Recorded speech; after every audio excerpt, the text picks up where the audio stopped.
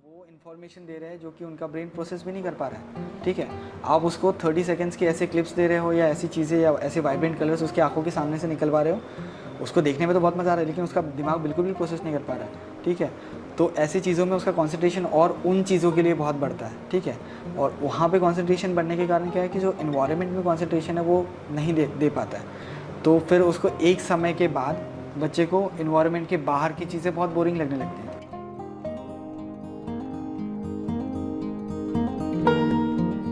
नमस्ते दोस्तों cool cast conversations के आज के एपिसोड में हमारे गेस्ट हैं डॉक्टर शुभम बारंगे। डॉक्टर शुभम बारंगे एक पीडियाट्रिशियन है, यानी कि वो बच्चों के डॉक्टर हैं। और डॉक्टर शुभम बहुत ही तेज़ी से फेमस हो रहे हैं न्यूली पेरेंट्स के बीच। और वो क्यों फेमस हो रहे हैं? क्योंकि उनकी जो मेथड्स और वे ऑफ कंसल्टेशन है और जिस तरीके से वो बच्चों को ट्रीट करते हैं, उसके कारण उनकी प्रसिद्धि बहुत तेज़ी से फैल रही है और लोग ज़्यादा से ज़्यादा उनसे कंसल्ट करना चाहते हैं। तो आज का हमारा एपिसोड पूरी तरीके से बच्चों की हेल्थ के ऊपर डिपेंड है। डॉक्टर शुभम हमें आज समझाने वाले हैं कि एक बेहतर पेरेंट्स कैसे किया जाता है, एक बच्चे की अच्छी पेरेंटिंग करने के लिए क्या क्या वो की फैक्टर्स हैं जिसे हर पेरेंट को अपनाना चाहिए।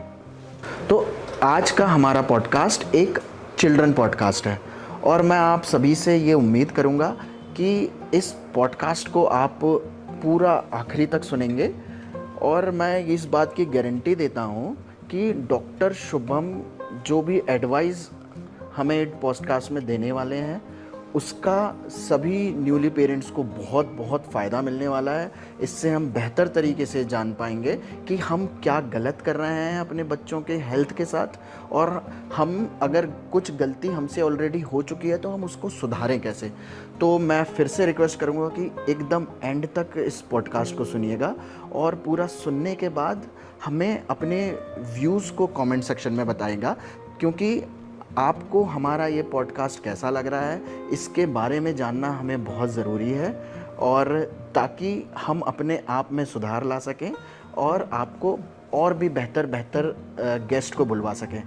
तो प्लीज़, और मैं ये एक और रिक्वेस्ट करूँगा आपसे कि इस कूल कास्ट कन्वर्सेशन को ज़रूर सब्सक्राइब करिए ताकि हम अपने आप को इस चैनल को बड़ा बना सकें, और जितना ये चैनल बड़ा बनेगा उतने अच्छे गेस्ट और इन्फॉर्मेटिव जानकारी हम आपके लिए निकाल कर ला पाएंगे।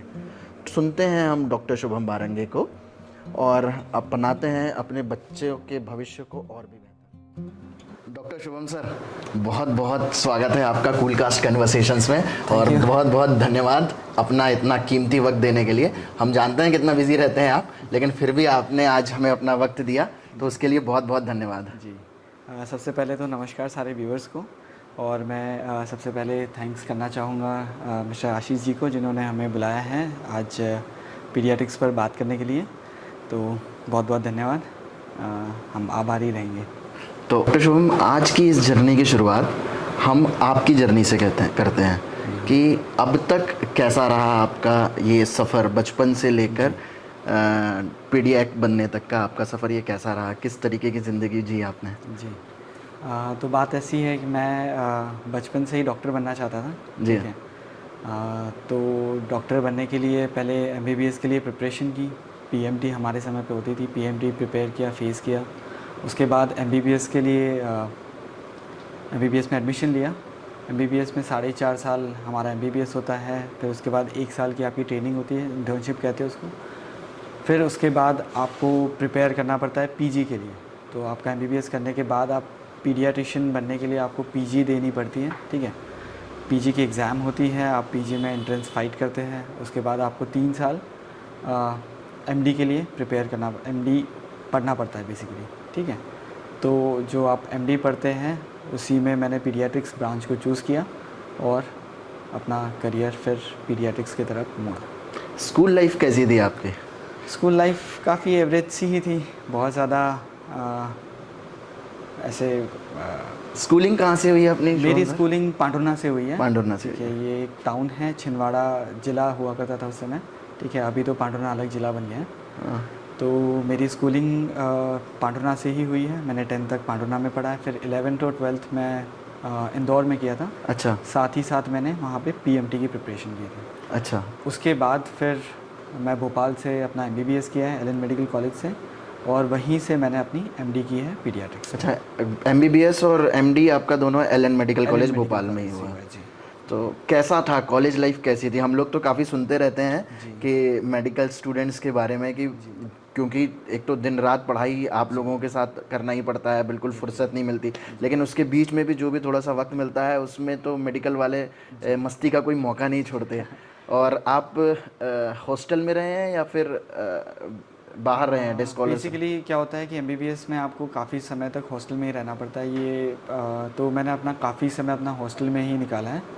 आप तो सही कह रहे हैं कि एमबीबीएस में जो कोर्स होता है वो काफ़ी वास्ट होता है, तो उसमें आपको पढ़ाई काफ़ी ज़्यादा करनी पड़ती है। बट साथ में क्या होता है कि लंबा पीरियड होता है आपका, ऑलमोस्ट 5.5 साल का एक पीरियड होता है। तो 5.5 साल में जब आप किसी के साथ रहते हो, आपके दोस्त यारों के साथ रहते हो, तो काफ़ी एक अच्छी बॉन्ड बन जाती है। एक्चुअली जो आपकी मेन फैमिली रहती है वो आपके दोस्त ही बन जाते हैं। आपको बहुत कम छुट्टियां मिल पाती है, आप बहुत कम फैमिली के साथ रह पाते हो। तो ऐसे में आप फ्रेंड्स के साथ काफ़ी अच्छा समय गुजारते हैं अपार्ट फ्रॉम द स्टडीज़, और स्टडीज़ काफ़ी ज़्यादा करनी पड़ती है। मतलब आपको दिन का कुछ हिस्सा स्टडीज़ पे देना पड़ता है, और बाकी टाइम फिर चलती है मज़े मस्ती। मतलब किस तरीके की मस्तियाँ होती थी कॉलेज में? बढ़िया है। आप जैसे ही समय निकालते हैं तो आप वीकली कहीं पे हैंग आउट करते हैं, ठीक है, दोस्तों के साथ घूमने जाते हैं। आपका बड़ा सर्कल, मेरे एमबीबीएस के समय पे मेरे फ्रेंड्स का काफ़ी बड़ा सर्कल था। हम लोग का 12-15 लोगों का फ्रेंड ग्रुप था। तो ऑन एन एवरेज हर महीने किसी न किसी का बर्थडे आ ही जाता था। तो हम लोग काफ़ी अच्छे तरीके से सेलिब्रेट करते थे, बाहर जाते थे, घूमते थे। मंथ में या वीक में कहीं पे बाहर का प्लान बनाते थे। तो काफ़ी अच्छी निकली है एमबीबीएस लाइफ। आपने तो एमबीबीएस और एमडी दोनों एक ही कॉलेज से किया है, एलन से। जी, जी। तो उस कॉलेज के बारे में थोड़ा बताइए। बेसिकली कॉलेज काफ़ी मैनेजमेंट काफ़ी अच्छा था कॉलेज का, तो एडमिनिस्ट्रेटिव लेवल पे भी अच्छा था। बेसिकली कॉलेज में ये होना चाहिए कि पढ़ाई के साथ साथ आपका सारी एक्टिविटीज़ पे भी ध्यान दें। तो हमारे कॉलेज का इस तरफ काफ़ी रुझान था। हमने भी काफ़ी कॉलेज की लाइफ को एंजॉय किया है। साथ में अटेंडेंस बहुत इंपॉर्टेंट होती है एमबीबीएस में। तो आपको कॉलेज में एक सर्टन अटेंडेंस देनी पड़ती है, अराउंड 85 to 90% अटेंडेंस आपकी होती। तो आपको कॉलेज आप बंक नहीं कर सकते हो, ठीक है। और बाकी तो फिर चलता ही है। और रूटीन आपको जितना ज़्यादा आप कॉलेज जाते हो उतना ज़्यादा आपको मज़ा आने लगता है। Actually medicine is all about getting indulge into getting curious about the things. तो बहुत अच्छी ब्रांच है ये। जी हाँ, ठीक है। अब जैसे आपको डॉक्टर शुभम पीडियाट्रिशियन की तरफ जाने में, इस ब्रांच की तरफ जाने में, पीडियाट्रिक्स की तरफ जाने में आपने क्या सोचा, किस तरीके से आपने खुद को मोटिवेट किया, और क्या आपको ऐसा क्यों लगा कि मुझे पीडियाट्रिक्स की तरफ जाना चाहिए? तो बेसिकली जब आप एमबीबीएस करते हो तो आपके पास 2 ऑप्शंस होते हैं। या तो आप सर्जिकल ब्रांचेस में जा सकते हो। पहले तो बहुत ब्रॉड आपके पास ऑप्शंस होते हैं। एक तो क्लिनिकल ब्रांचेस होते हैं जिसमें आप पेशेंट्स के साथ डील करते हैं। दूसरी नॉन क्लिनिकल ब्रांचेस होती है जिसमें आपको पेशेंट्स के साथ डील नहीं करना होता है, जैसे पैथोलॉजी होगी, या आपकी जो ऐसी ब्रांचेस होगी जिसमें आपको लेक्चरर बनना होता है, प्रोफेसर बनना होता है कॉलेज में। तो पहले तो हमें यही था कि क्लिनिशियन तो बनना ही है, ठीक है। अब क्लिनिशियन में भी 2 चीज़ें होती है, आप एक सर्जिकल ब्रांचेस चूज़ कर सकते हो या तो फिर मेडिसिन वाली ब्रांचेस। तो सर्जिकल ब्रांचेस की तरफ ज़्यादा रुझान नहीं था। तो मेडिसिन ब्रांचेस में ऑब्वियसली सबसे टॉप पे आपकी एमडी मेडिसिन आती है, उसके बाद पीडियाट्रिक्स आती है, ठीक है। पीडियाट्रिक्स बहुत ज़्यादा लोग प्रेफर नहीं कर पाते क्योंकि dealing with the child is not an easy task, ठीक है। तो हर कोई वैसे तो मेडिसिन चाहता ही है। तो मैंने भी अपने ऑप्शंस में मेडिसिन और पीडियाट्रिक्स को ही रखा था, एंड आई एम ग्लैड कि मुझे पीडियाट्रिक्स मिला, and I am happy with it. और अभी कैसा महसूस कर रहे हैं आप एक पीडियाट्रिक बनकर? While I was getting train, जब मेरी पीजी चल रही थी, तो पीजी के समय पीडियाट्रिक्स में ट्रेन होना काफ़ी हेक्टिक जॉब है। बेसिकली आपको 36-48 आवर्स की ड्यूटीज़ करनी पड़ती है, ठीक है। दिन भर पढ़ना पड़ता है, राउंड्स दिलाने पड़ते हैं, पेशेंट्स मैनेज करने पड़ते हैं, देखने पड़ते हैं। तो उस समय तो चीज़ें थोड़ी सी हैक्टिक थी। तो ऐसा लगता था कि अरे ये क्या चूज़ कर लिया है, ठीक है, इसमें आना भी चाहिए या नहीं आना चाहिए, या सब डील कर पाएंगे या नहीं कर पाएंगे। फिर धीरे धीरे जैसे समय निकलते जाता है तो वो चीज़ आपको पसंद आने लगती है। और जब से एमडी ख़त्म हुई है तो मैंने जब कम्युनिटी में रिस्पांस देखा है पीडियाट्रिशियन एज अ पीडियाट्रिशियन, तो it is a very rewarding branch. तो मेरा मानना ये है कि one of the most rewarding branch is paediatrics, क्योंकि इसमें आप डील करते हैं पेरेंट्स के साथ मोस्टली, ठीक है। बच्चे तो बहुत ज़्यादा एक्सप्रेस नहीं कर पाते हैं, ठीक है, वो तो खैर डॉक्टर से डरते हैं, बट जो पेरेंट्स हैं उनका आपके साथ बहुत अच्छा बॉन्ड बन जाता है। तो it is a rewarding branch. Okay. अच्छा, हम देख रहे हैं डॉक्टर साहब कि आजकल के पेरेंट्स जो हैं अपने छोटे बच्चों को लेकर बहुत ज़्यादा कंसर्न रहते हैं। कई बार वो ओवर कंसर्न भी हो जाते हैं। जी बिल्कुल। कि हाँ, बच्चे को बाहर जाने नहीं देना, या फिर इससे नहीं मिलना, उससे नहीं जुड़ना, ये बहुत ज़्यादा उनको एक, जिस तरीके से हमारा बचपन गुजरा है कि एक 3-4 घंटे के लिए शाम के वक्त हमको छोड़ दिया जाता था कि हम कहीं पर भी जा रहे हैं, कर रहे हैं। आज की डेट में पेरेंट्स का बच्चों के ऊपर बहुत स्ट्रिक्ट वॉच रहता है। रिस्ट्रिक्शंस भी बहुत ज़्यादा हो जाते हैं। तो पेरेंट्स, और छोटी छोटी चीज़ों में पेरेंट्स बहुत घबरा भी जाते हैं कि अगर जैसे सर्दी हो गई तो फिर वो डर जाते हैं, बच्चा खांसने लगा तो वो डर जाते हैं, हल्का सा बुखार आ गया या फिर बॉडी पे रैशेस आ गए तो उसके ऊपर भी वो लोग बहुत ओवरली कंसर्न हो जाते हैं और वो बहुत घबरा जाते हैं। तो क्या इन छोटी छोटी चीज़ों में घबराना ये एक पेरेंट्स के लिए सही है? आप ये सही कह रहे हैं, क्योंकि ये चीज़ें आजकल बहुत देखी जा रही है। एक्चुअली पहले ये होता था कि एक बड़ी फैमिली होती थी, हाँ। बहुत ज़्यादा फैमिली में आप ये मान के चलिए कि एक फैमिली में 4-5 मेंबर्स तो होते ही थे, ठीक है। तो पेरेंट्स इतने ज़्यादा कंसर्न नहीं रहते थे, और with increase in family numbers, ठीक है, विथ इंक्रीज़ इन चिल्ड्रन, तो वैसे वैसे बच्चों, मतलब पेरेंट्स को अपने बच्चों के बारे में जानकारी हो जाती थी कि इतना ज़्यादा कंसर्न नहीं रहना है। लेकिन आज की डेट में देखा जाए तो पेरेंट्स, हम लोग एक तो न्यूक्लियर फैमिली में रहते हैं, प्लस पेरेंट्स ज़्यादा अफोर्ड नहीं करते हैं कि एक से ज़्यादा बच्चे रखें, ठीक है। तो अगर सिंगल चाइल्ड होता है तो ऑब्वियसली जो कि न्यू पेरेंट्स अभी है वो बहुत ज़्यादा कंसर्न होते हैं। इवन एक बार उनको सर्दी खांसी हो जाए, थोड़ा सा फीवर भी आ जाए, कुछ रैशेस आ जाए, तो वो बहुत ज़्यादा कंसर्न रहते हैं। रेस्ट्रिक्शंस जैसे कि आप बता रहे हैं, तो कंसर्न होना अच्छी बात है, ओवर कंसर्न होना ये थोड़ा सा रेड फ्लैग है।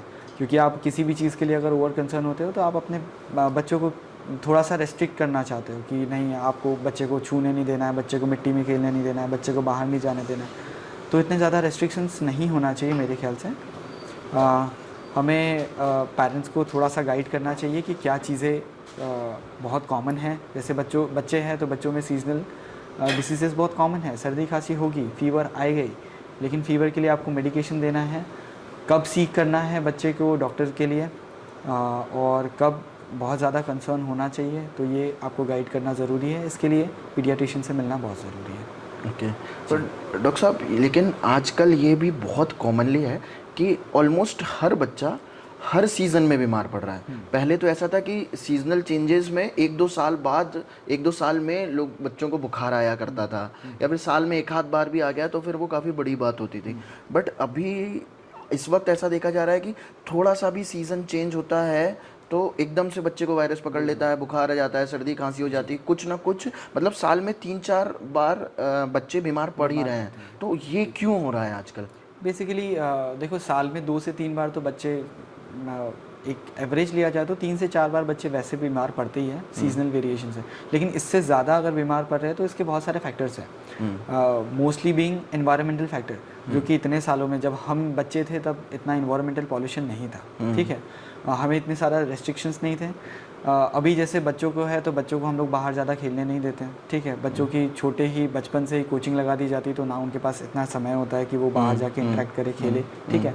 हमारे समय में अगर हम लोग बाहर खेलते थे तो इससे क्या होता था कि इम्यूनिटी बढ़ती है, ठीक है। आप ये मानो या ना मानो, तो बच्चे जितना मिट्टी में खेलेंगे, बच्चे जितना बाहर एक्सपोज्ड एनवायरनमेंट से रहेंगे, उतनी इम्यूनिटी बढ़ेगी, ठीक है।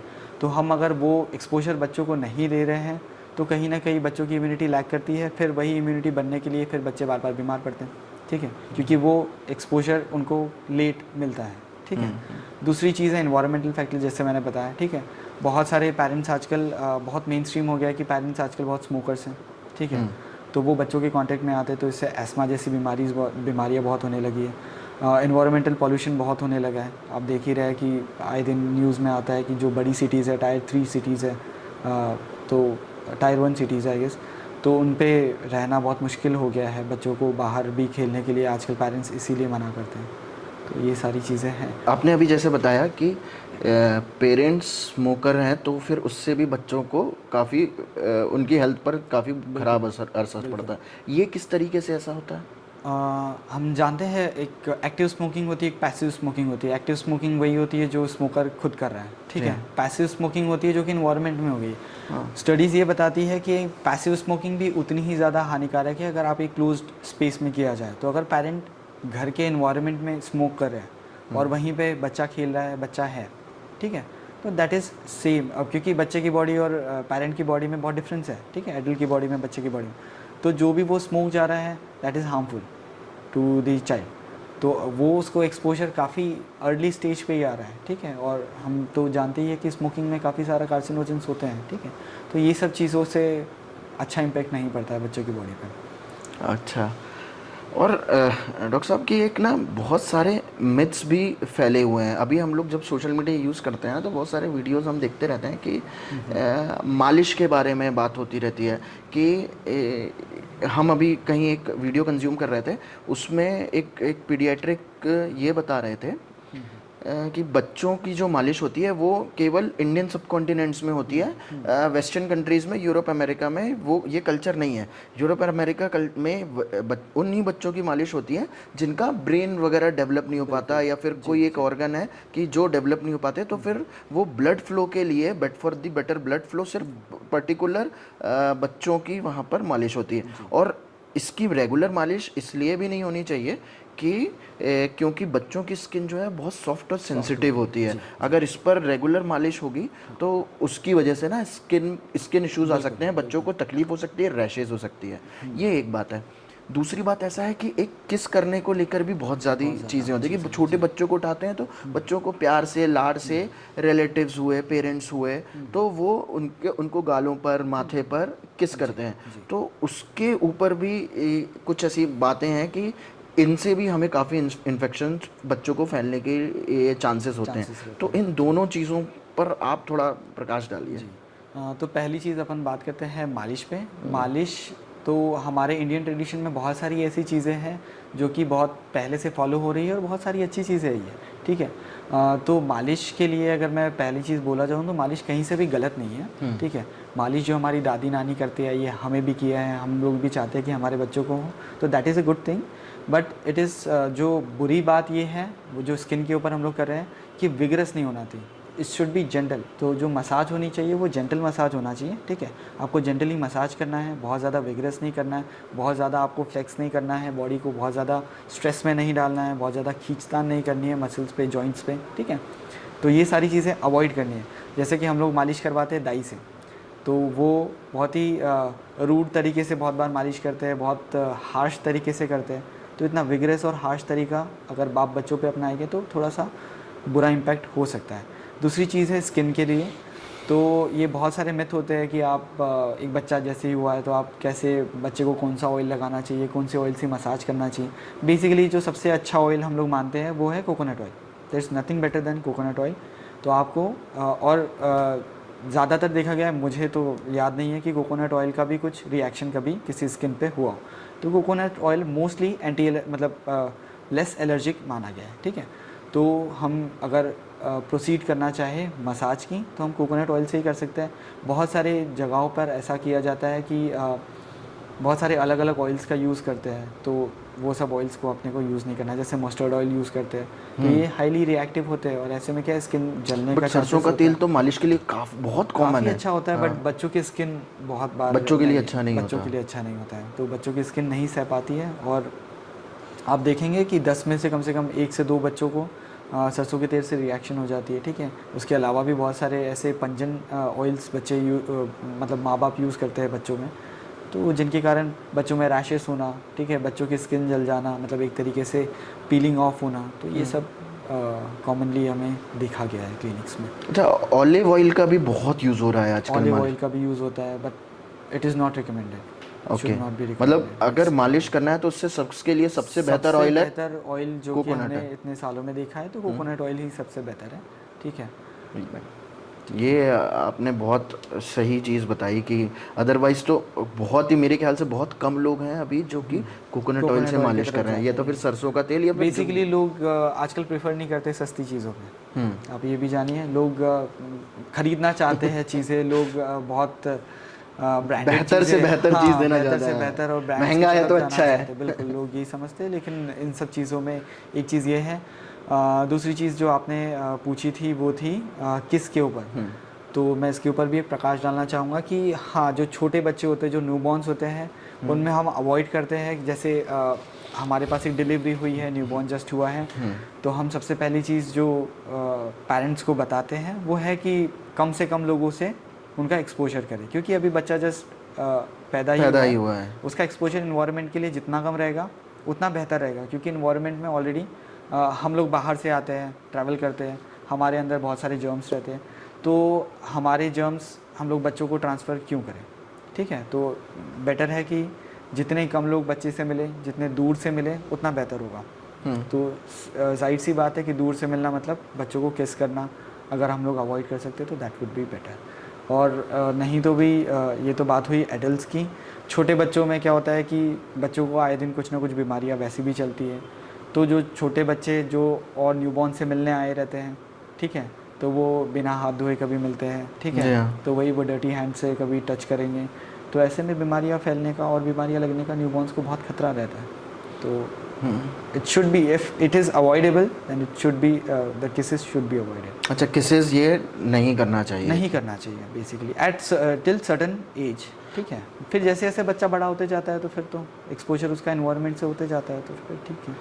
जैसे हमारे यहाँ इंडिया में तो फंक्शंस का बहुत ट्रेडिशन है कि कुछ भी चीज़ होती है तो उसको हम लोग एक उत्सव में बदल देते हैं। जैसे और किसी के यहाँ पर बच्चा होना एक बहुत ही हर्ष की बात होती है, बहुत खुशी की बात होती है। तो उसको उसके बाद भी हमारे यहाँ तो बच्चे पैदा होने के साथ ही साथ कुछ ना कुछ फंक्शंस होते ही रहते हैं जिसमें बहुत लोग आते हैं, जैसे बारसा हो गया, अन्नप्राशन। तो ऐसी किस एज तक हम लोगों को बच्चों को इतनी ज़्यादा, और पब्लिक बहुत आती है, एक छोटे से फंक्शन में भी हमारे यहाँ पर 60-70 लोग आ जाते हैं, 100-150 लोग आ जाते हैं। तो इस किस एज तक हम लोगों को बच्चों को इतने ज़्यादा क्राउड के बीच में नहीं ले जाना है? सेलिब्रेशन अपनी जगह सही है, ठीक है। यंग पेरेंट्स या पेरेंट्स बोल लो, वो अपने खुशियों को सेलिब्रेशन के थ्रू ही शो करते हैं, ठीक है। तो सेलिब्रेशन ज़रूरी है, लेकिन सेलिब्रेशन में बच्चे का इतना इन्वॉल्वमेंट रखना थोड़ा सा ख़तरनाक साबित हो सकता है, क्योंकि फिर वही बात अपन लोग करें कि एक्सपोजर की। तो बहुत बार ऐसा होता है कि ऐसे ही फंक्शंस में अगर 100-150 लोग हम लोग अगर एक अमूमन जान रहे हैं कि इतने लोग अगर आते हैं, तो इसमें से कम 8-10 लोग तो कम से कम कुछ भी वायरल बीमारी या सीजनल बीमारियों के साथ आ ही सकते हैं। तो ऐसे में बच्चों को खतरा होता है। तो ये तो मैं नहीं एकदम से कहना चाहूँगा कि आप सेलिब्रेशन करना बंद करें, लेकिन हाँ, exposure to the child should be थोड़ा सा आप डिक्रीज कर सकते हैं एक्सपोजर को, ठीक है। और काजल के बारे में काफ़ी सुना जाता है कि जैसे हमारे पुराने जो बुज़ुर्ग हैं तो वो लोग काजल को बहुत इम्पोर्टेंस देते हैं कि बच्चे छोटे हैं तो उन्हें काजल लगाए, काजल लगाने से आंखें सुंदर होती हैं, आंखें बड़ी होती हैं। तो क्या काजल लगाना सही है? बड़े बुजुर्ग सयाने जो लोग होते हैं हमारे फैमिली में, वो तो हमेशा किसी भी बच्चे को बिना काजल के देखेंगे तो मुझे लगता है कि पेरेंट्स को टोक देते हैं, डांट देते हैं, ठीक है। और वो बहुत ज़्यादा फोर्स करते हैं कि काजल लगाना है, लेकिन ये बहुत पुरानी प्रथा हो चुकी है अब। एक्चुअली जो काजल या कोई भी हम लोग चीज़ें लगाते हैं तो क्या होता है, इससे जो हमारे पोर्स होते हैं, जो आईलिड के पोर्स होते हैं, ठीक है, पंक्ता जिसको कहते हैं, वो क्लोज हो जाते हैं।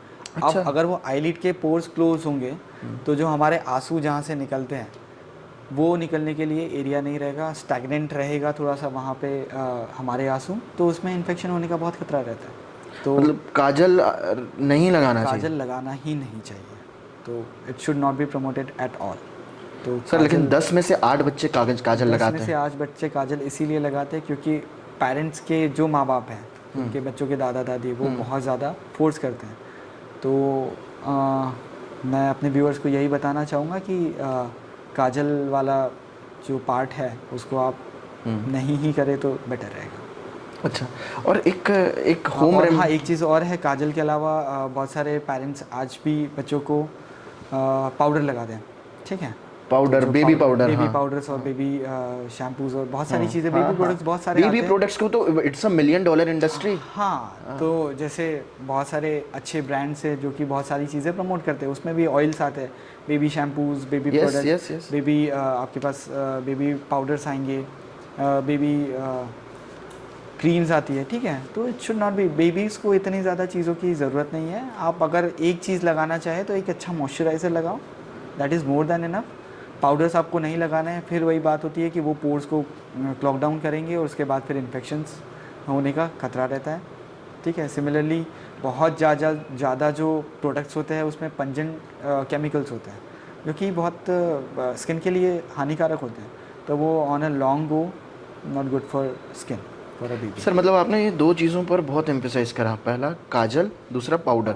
तो काजल और पाउडर ये बिल्कुल रिकमेंडेड नहीं है, और जबकि सर ये दो चीज़ें ही हैं जिसे हम पेरेंट्स बहुत ज़्यादा अप्लाई करते हैं बच्चों की बॉडी पर। बिल्कुल ये चीज़ें ऐसे जाती है कि जो भी न्यूली पेरेंट्स बन रहे हैं वो दूसरों से पूछते हैं, ठीक है, कि आप बताइए कि आप क्या, जैसा बच्चा हुआ था तो आपने क्या यूज़ किया, या मतलब ये चीज़ें इन्फॉर्मेशन पेरेंट टू पेरेंट ही जाती है कि अरे हमने तो ये वाला प्रोडक्ट यूज़ किया, हमने तो ये वाला प्रोडक्ट यूज़ किया, हम तो ये लगाते थे तो बच्चा ऐसा हुआ। This is all wrong practice.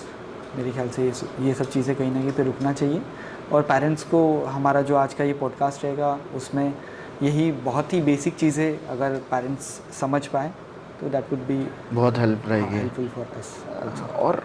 और डॉक्टर शुभम, डाइपर्स में भी काफ़ी वो है कि जैसे कि अलग अलग टाइप के एक तो डाइपर्स आते हैं। पुराने वक्त पे क्लोथ डाइपर्स चलते थे, है ना, आजकल डिस्पोजेबल डाइपर्स आ रहे हैं। डिस्पोजेबल डाइपर्स में भी अलग अलग टाइप है कि कुछ ऐसे ओपन रहते हैं जिनको ऐसा वो वेलक्रो वाले रहते हैं, प्लस फिर कुछ पैंट्स टाइप के रहते हैं। तो आपके हिसाब से डाइपर पहनाना नंबर 1 क्या सही है, और नंबर 2 अगर हम बच्चों को डाइपर पहना रहे हैं तो किस ड्यूरेशन के लिए, कितना ड्यूरेशन के लिए हमको एक डाइपर को यूज़ करना चाहिए? बेसिकली बात करते हैं डाइपर की, तो diaper is a useful thing. अच्छा, तो दो चीज़ें होती है, एक तो लंगोट होती है, एक डाइपर होती है, ठीक है। जी हाँ, लंगोट, ठीक है। तो जो लंगोट है, कुछ चीज़ें जो हम लोग बहुत सालों से प्रैक्टिस कर रहे हैं उसको हम लोग प्रैक्टिस में यूज़ नहीं करना चाहते हैं क्योंकि पेरेंट्स बहुत ज़्यादा परेशान होते हैं, ठीक है। क्योंकि अब आप किसी बच्चे को लंगोट पहनाओगे, बच्चा 8 से 10 बार सुसु करता है, ठीक है, 3 से 4 बार पॉटी करता है, तो आजकल के पेरेंट्स इतना बॉदर नहीं होना चाहते, हो सकता है, ठीक है। तो अगर बहुत ही न्यूक्लियर फैमिली है, अगर अकेली मदर ही है जो कि एक बच्चे को संभाल रही है, तो it is difficult for her, ये तो समझ में आता है। तो ऐसे कंडीशंस में मदर प्रेफर करती है कि डाइपर पहने, और diaper is a useful thing, but जो चीज़ यूज़फुल होती है उसका दूसरा जो पहलू होता है वो उतना ही ख़तरनाक भी होता है। जैसे कि डाइपर को आप बहुत लंबे समय तक अगर पहना के रखेंगे तो वहाँ की स्किन जो है उसमें आपको प्रॉब्लम होने लगेगी, ठीक है। तो एक्चुअली स्किन में आपको रैशेस आने लगते हैं, ठीक है, और वहाँ की स्किन एक नमी के कारण बहुत ज़्यादा सेंसिटिव हो जाती है, ठीक है।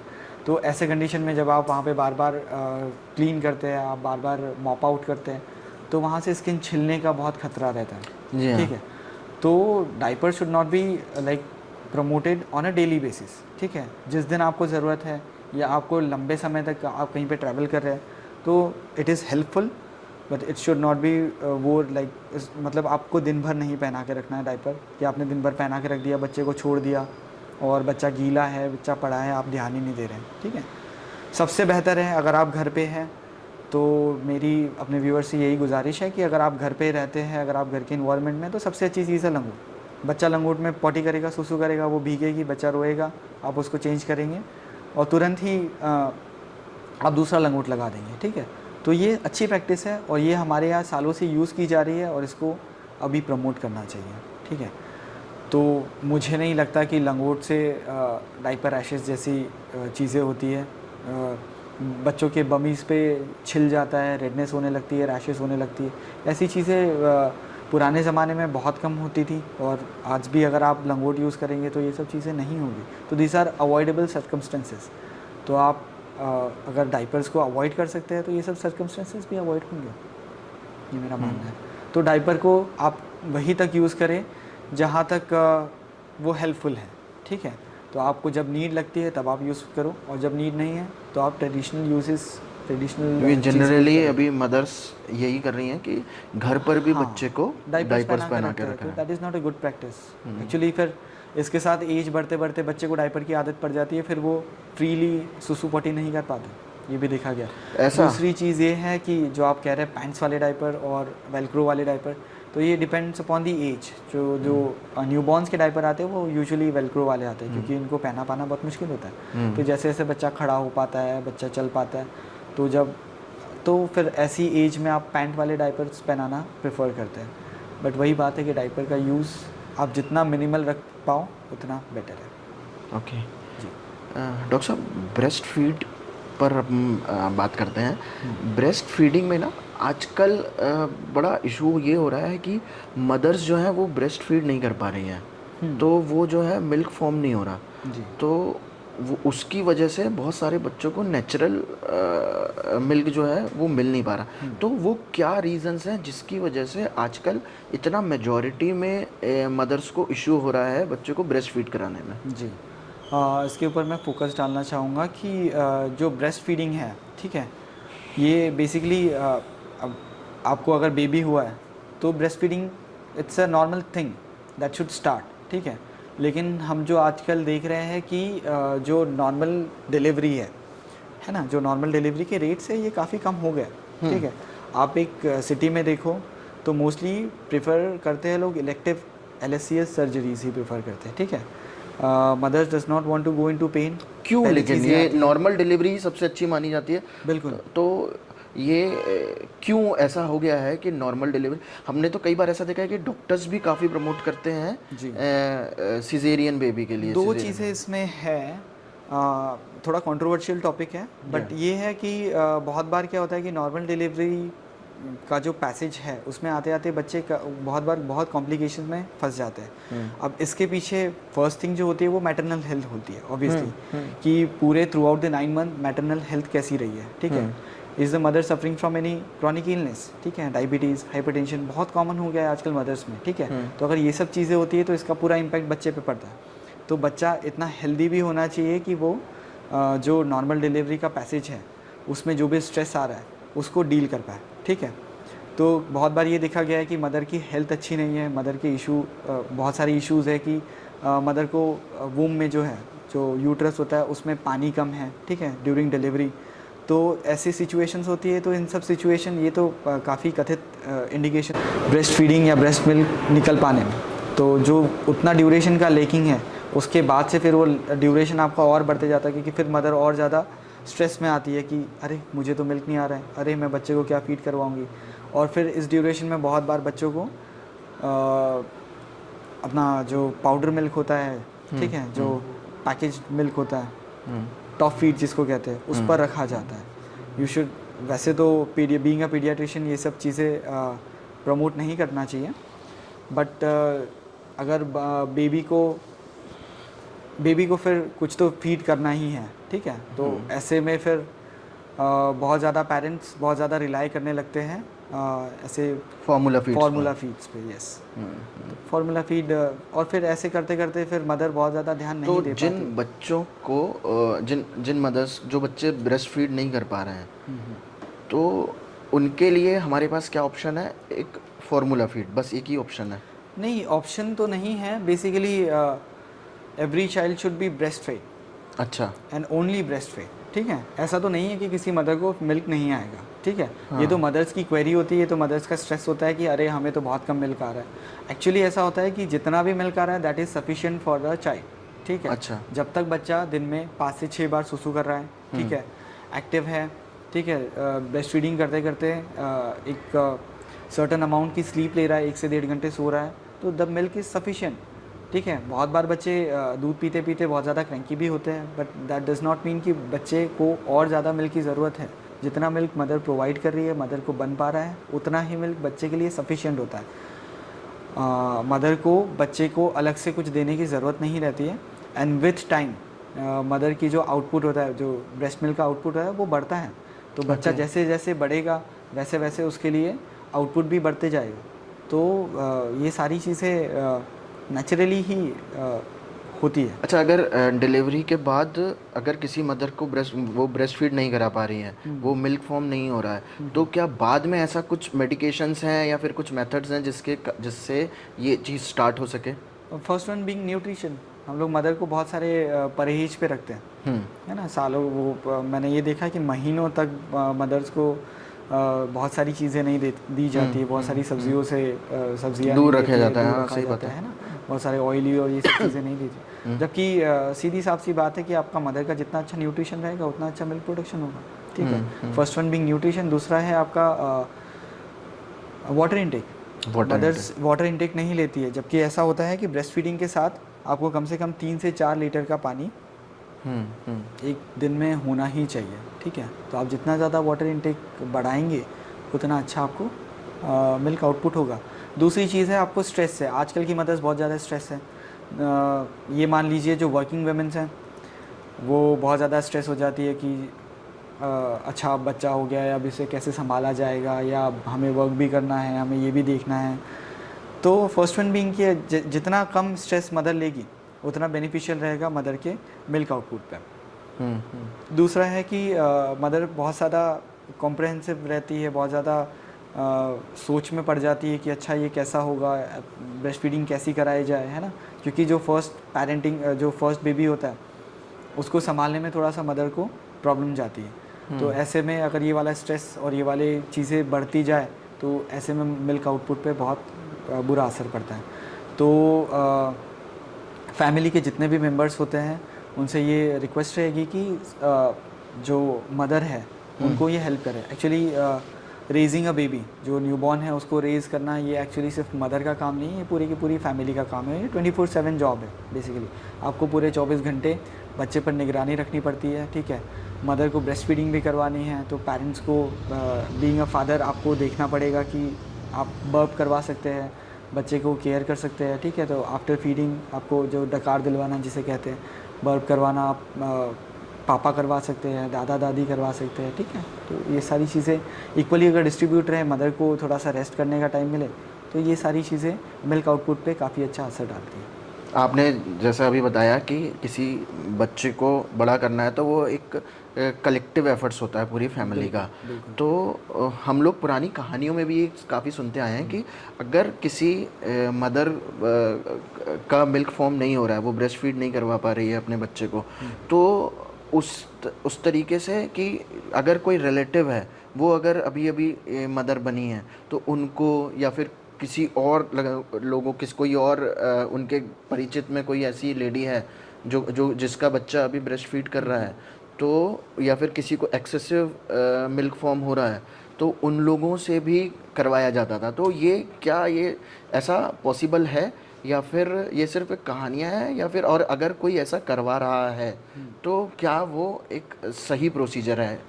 Actually this is a very controversial thing.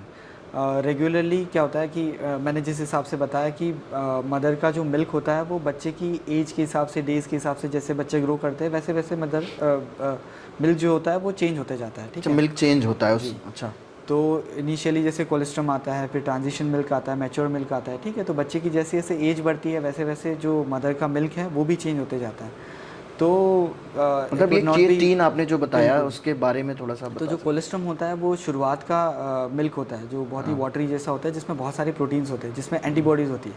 इसलिए कहा जाता है कि फर्स्ट 2 आवर्स में ही अपने बच्चे को फीडिंग कराई जाए, ठीक है। इसके जो रेट्स है वो इंडिया में बहुत कम हो गए हैं, ठीक है।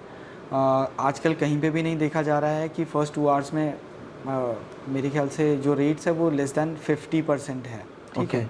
तो पहले ये देखा जाता है कि लेस दैन 50% वैसे भी अपने बच्चे को ब्रेस्ट फीडिंग नहीं करवा रहे, जो करवा रहे हैं वो भी फर्स्ट 2 आवर्स में नहीं करवा पा रहे हैं। तो ये बहुत बड़ा एक प्रोपोर्शन है, और इंडिया में अगर ऐसा प्रोपोर्शन है तो मुझे नहीं लगता कि दैट इज़ गुड थिंग।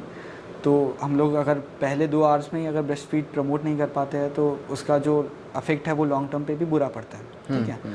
तो इनिशियली जो भी मिल्क आता है, भले ही वो 3, 4, 5 ml ही क्यों ना हो, ठीक है, तो दैट कंटेन्स एंटीबॉडीज़, ठीक है, ये इसमें एंटीबॉडीज़ होती है और बहुत सारे वाइटामिन्स मिनरल्स होते हैं जो कि बच्चे की ग्रोथ के लिए और बच्चे के इनिशियल पीरियड के लिए बहुत इंपॉर्टेंट होते हैं। और ये पीरियड कब तक होता है जिसमें वाटर इंटेक? 3 डेज तक ये चलता है। अच्छा, ठीक है, फिर ट्रांजिशन आता है। हाँ जी, फिर उसके बाद ट्रांजिशन मिल्क आता है, जिसमें थोड़ा सा आपको थिक मिल्क भी मिलेगा, थोड़ा वाटरी मिल्क भी मिलेगा। इनिशियली आपको वाटरी मिल्क आएगा, फिर बाद में थिक मिल्क आएगा जिसमें बहुत ज़्यादा फैट होता है, ठीक है। तो हम मदर्स को यही एडवाइस करते हैं कि आपको एक समय में एक ही साइड से फीड करवाना है, ठीक है, एक स्तन से ही, जब तक वो पूरा खाली ना हो जाए, आपको पूरा फीलिंग ना आ जाए कि वो खाली हो रहा है या खाली हो चुका है। तो जब एक बार का खाली हो गया है और बच्चा फिर भी डिमांड करता है, तब आप दूसरे साइड पे उसको फीड करवा सकते हैं, ठीक है। तो ये बात हो गई। तो हम लोग ये बात कर रहे थे कि क्या किसी बच्चे को दूसरी मदर का मिल्क पिलाना चाहिए, ठीक है। एक्चुअली जो ब्रेस्ट मिल्क होता है उसे अमृत कहा जाता है, ठीक है। तो for us and for every being it is amrit. तो शुरुआत में बिल्कुल माँ के दूध से बेहतर कुछ भी नहीं है, क्योंकि उसी में सारी एंटीबॉडीज़ है, उसी में सारा पोषण है जो कि हमें मिलना है। तो जैसा मैंने बताया कि एज के हिसाब से बच्चे की रिक्वायरमेंट बराबर नेचुरली मदर ही प्रोवाइड करते जाती है। तो आई वुड नॉट से इट इज़ बेटर कि बच्चे को किसी और मदर का मिल्क प्रोवाइड किया जाए, क्योंकि फिर वो एज में वेरिएशन आएंगे और उसके हिसाब से जो न्यूट्रिशंस है वो वैसे रिक्वायरमेंट नहीं मिलेगी बच्चे को। लेकिन देखा गया है, आपने वो टर्म सुना होगा मिल्क बैंक के बारे में, हाँ, है। सुना है। तो और मैंने एक चीज़ ये भी बोली कि मदर का मिल्क अमृत होता है, ठीक है। तो अगर ब्रेस्ट फीडिंग एक बहुत ही अमृत के समान हम लोग मानते हैं, तो ऐसे बच्चे जो कि बहुत ही कमज़ोर है, ठीक है, और जिनके मदर्स को मिल्क नहीं आ रहा है बिल्कुल भी, और जो NICU में है या ऐसी सेटिंग में है जहाँ पे उनका बहुत रिगरस ट्रीटमेंट चल रहा है या बहुत इंटेंसिव ट्रीटमेंट चल रहा है, तो ऐसी जगह पे अगर हम लोग किसी भी तरीके से मदर का मिल्क प्रोवाइड करवा पाए, तो that would be a boon for a baby, है ना। ओके। तो उसके लिए वो बहुत ही ज़्यादा लाभदायक होगा। तो ऐसी कंडीशंस में हम फिर मिल्क बैंकिंग का यूज़ करते हैं, और फिर क्योंकि वो ऐड ऑन हो जाता है कि मिल्क बैंक किस तरीके से काम करता है, थोड़ा उसके बारे में। मिल्क बैंक आजकल ये जो चीज़ है ये नई निकल के आ रही है। इसमें कैसा होता है कि जो मदर्स है जिनके बेबी का डिमाइस हो चुका है, ठीक है, जो बेबी नहीं रहे, वैसी मदर जो लैक्टेटिंग मदर्स हैं, या तो ऐसी मदर्स जिनको काफ़ी ज़्यादा लैक्टेशन हो रहा है, तो वो अपना मिल्क प्रोवाइड कर सकते हैं। And there are certain facilities जहाँ पे मिल्क को स्टरलाइज तरीके से आपको सिखाया जाता है कि आपको स्टरलाइज तरीके से उसको एक्सप्रेस करना है। अच्छा। उसको स्टोर, फिर वो एक्सप्रेस करके आपका ट्रैवल करवाया जाता है ऐसी फैसिलिटी पे जहाँ पे उसको स्टरलाइज तरीके से स्टोर कर सकें।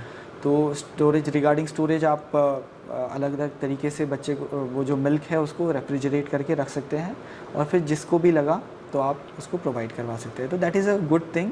और अगर ये सारी चीज़ें किसी ऐसे बच्चे को जो कि समय के पहले हुए हैं, काफ़ी कमज़ोर बच्चे हैं, उनको अगर किसी तरीके से, और ऐसे बच्चों के मदर्स को अगर मिल्क नहीं आ रहा है, या ऐसे ये मान लो कि उनकी मदर नहीं रही है, तो अगर आपको किसी भी तरीके से आप ये सब प्रोवाइड करवा सकते हो, तो दैट इज़ अ गुड, बहुत बेहतर ऑप्शन होगा। अच्छा, और सर फार्मूला फीड जो आर्टिफिशियल मिल्क है, वो नेचुरल ब्रेस्ट मिल्क से कितना डिफरेंट होता है? सी फार्मूला फीड, फिर ये वही बात है कि आपने इसे केमिकली लेबोरेटरी में बनाया जाए, ठीक है। तो कोई भी चीज़ जो हम लोग केमिकली लेबोरेटरी में बनाते हैं, उसमें कुछ ना कुछ टका काफ़ी केमिकल्स रहते हैं बेसिकली, है ना। तो केमिकल्स आगे जाके बच्चे के हेल्थ पे असर तो करेंगे, ठीक है। तो देखा गया है कि स्टडीज़ में जो लॉन्ग टर्म तक आपने जो बच्चों को फार्मूला फीड्स पे रखा है, तो they are more tend to get obese, है ना। वो हाँ, मोटे हो जाते हैं काफ़ी, बहुत, मतलब 6 महीने के बच्चे ऐसा लगता है जैसे वो 1 साल के हो गए होंगे। काफ़ी ज़्यादा फैट अकोमुलेट हो जाता है, फैट हो जाता है, काफ़ी ज़्यादा फैटी चबी बच्चे हो जाते हैं। जी हाँ, जी हाँ, जी हाँ। तो ये उनका एक साइड इफ़ेक्ट तो है, और ये सारा proven side effect of the formula feed है। डॉक्टर शुभम, अगर ब्रेस्ट फीड की जैसे हम बात कर रहे हैं, तो किस पीरियड तक ब्रेस्ट फीड जो है वो सही रहता है? मतलब हमको किसी बच्चे को कब तक ब्रेस्ट फीड कराना चाहिए?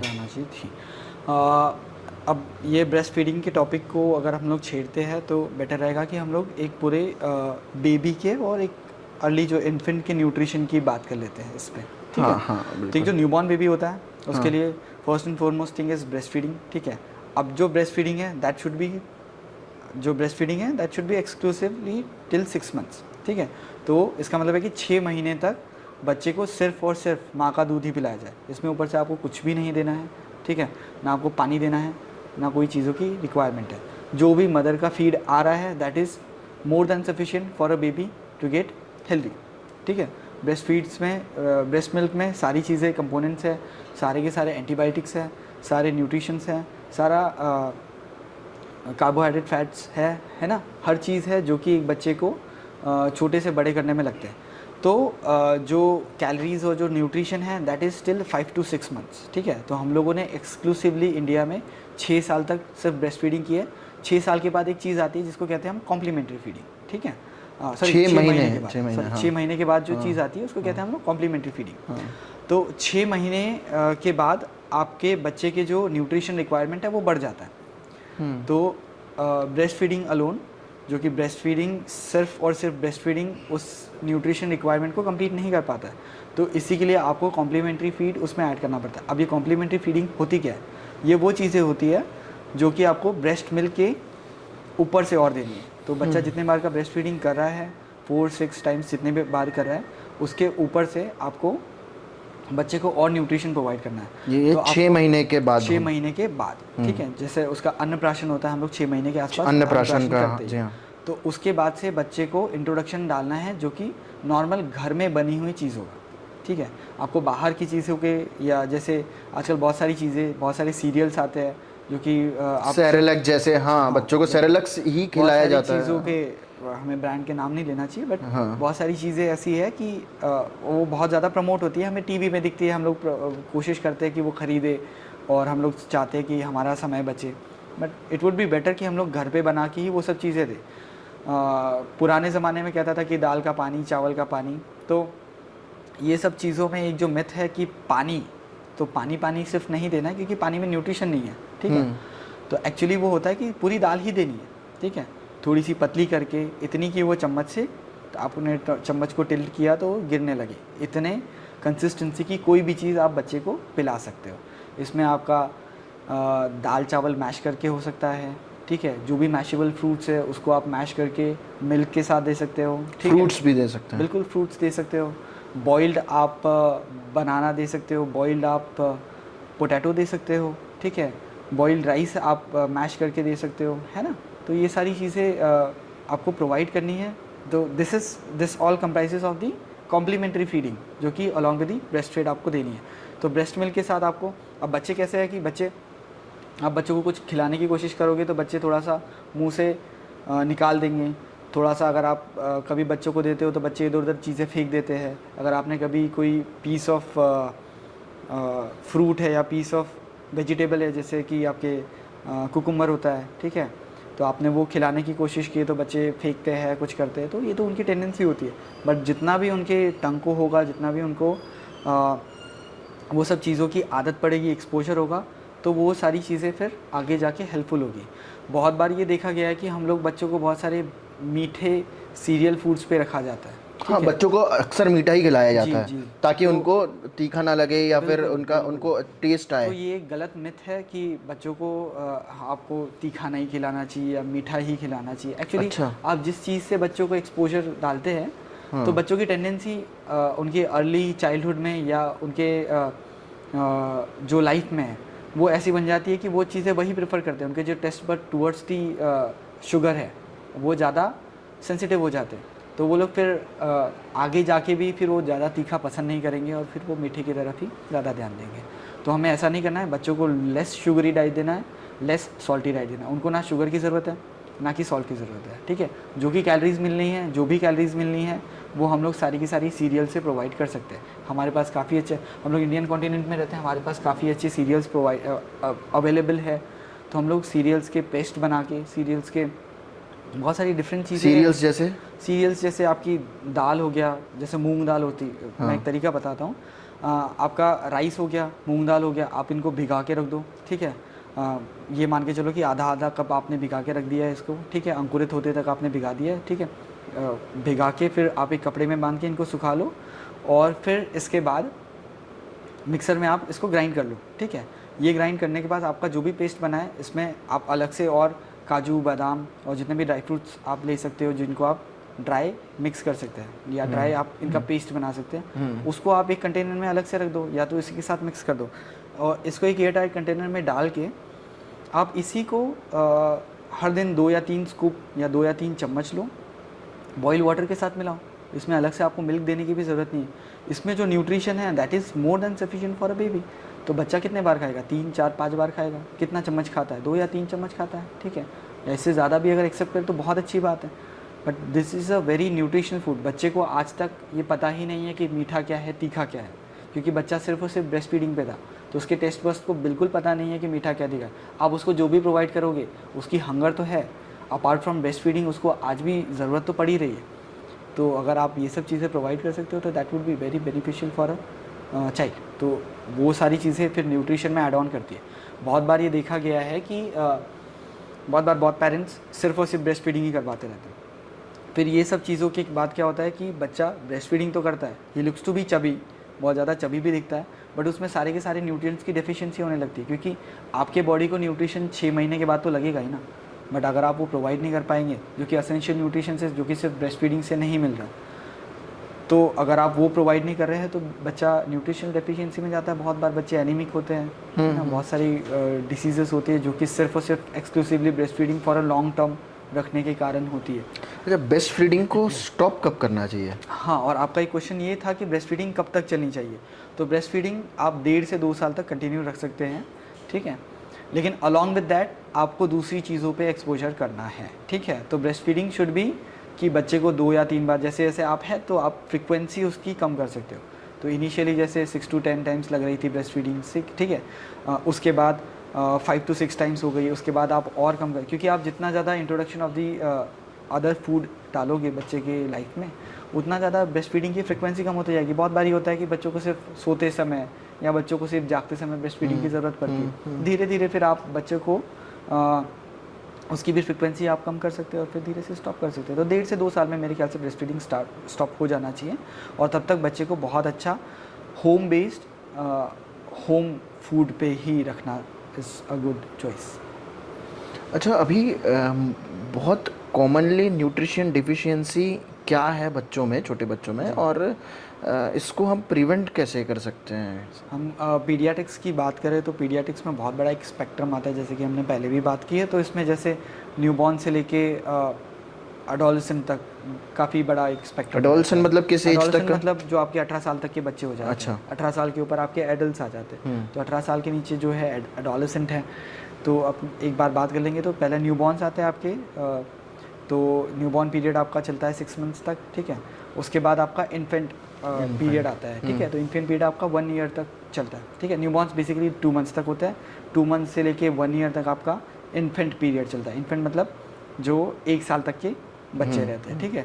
उसके बाद जो समय आता है वो होता है आपका टॉडलर्स, ठीक है। तो उसमें 2 साल से 3 साल तक, 1 साल से 3 साल तक के बच्चे आते हैं जो कि रेंगते हैं, चलते हैं, ठीक है। तो टॉडलर्स उसके कहते हैं। उसके बाद आता है प्री स्कूल चिल्ड्रन, ठीक है। तो प्री स्कूल मतलब 3 से 5 साल के जो बच्चे रहते हैं, 3 से 6 साल के जो बच्चे रहते हैं उसको प्री स्कूल कहते हैं। उसके बाद का जो समय आता है वो अर्ली स्कूल या अर्ली चाइल्डहुड कहते हैं उसको। वो वाले पीरियड के बाद अर्ली एडोलेसेंट और फिर एडोलेसेंट पीरियड आता है। तो ये काफ़ी बड़ा एक स्पेक्ट्रम है। तो पीडियाट्रिक्स पूरे के पूरे स्पेक्ट्रम में डील करता है। इसमें अलग अलग जो एज ग्रुप के बच्चे हैं उनका अलग अलग ट्रीटमेंट होता है, इनकी अलग अलग प्रॉब्लम्स होती हैं, इनके बारे में भी हम लोग अभी धीरे से बात करेंगे। तो न्यूट्रिशन की भी बात करें तो अलग अलग स्पेक्ट्रम में, अलग अलग एज ग्रुप में अलग अलग न्यूट्रिशन की ज़रूरत होती है, ठीक है। जैसे अब एक छोटा बच्चा है तो ऑब्वियसली वो छोटे बच्चे को, जिसको दांत नहीं आया, तो उसको आप ऐसी चीज़ें नहीं खिला सकते हो जो कि च्यूएबल है। अच्छा, जैसे अभी बच्चों की बीमार पड़ते हैं और उनके टेस्ट होते हैं, तो एक बहुत कॉमन डेफिशिएंसी निकल के आ जाती है कैल्शियम को लेकर और विटामिन डी को लेकर। तो फिर इनके लिए क्या सप्लीमेंट यूज़ करना बेहतर है या फिर हम लोगों को उसको डाइट के थ्रू ही ओवरकम कर सकें? विटामिन डी के लिए तो मैं कहना चाहूँगा, देखो विटामिन डी मैं आपको एक सरल भाषा में समझाना चाहूँगा कि विटामिन डी एक ऐसी चीज़ है जो कि हमारे शरीर में खुद से बनती है। अच्छा। ठीक है। तो विटामिन डी कैसा बनता है कि जैसे भी सनलाइट का एक्सपोजर होता है तो हमारा शरीर स्किन के थ्रू किडनी में फिर वो विटामिन डी बनाने लगता है। ठीक है। तो अगर आपके पास सन का एक्सपोजर नहीं है या आपके बच्चे को आप बाहर नहीं खिला रहे हो तो आपको फिर ऐसी कंडीशन में विटामिन डी देना पड़ेगा। अब कुछ जो विटामिन डी के जो रॉ प्रोडक्ट्स होते हैं, अब विटामिन डी बनने के लिए भी तो बॉडी में कुछ रॉ प्रोडक्ट्स लगेंगे, जैसे D2 D1 जो रहते हैं। तो आप ये कैसे प्रोवाइड करते हैं?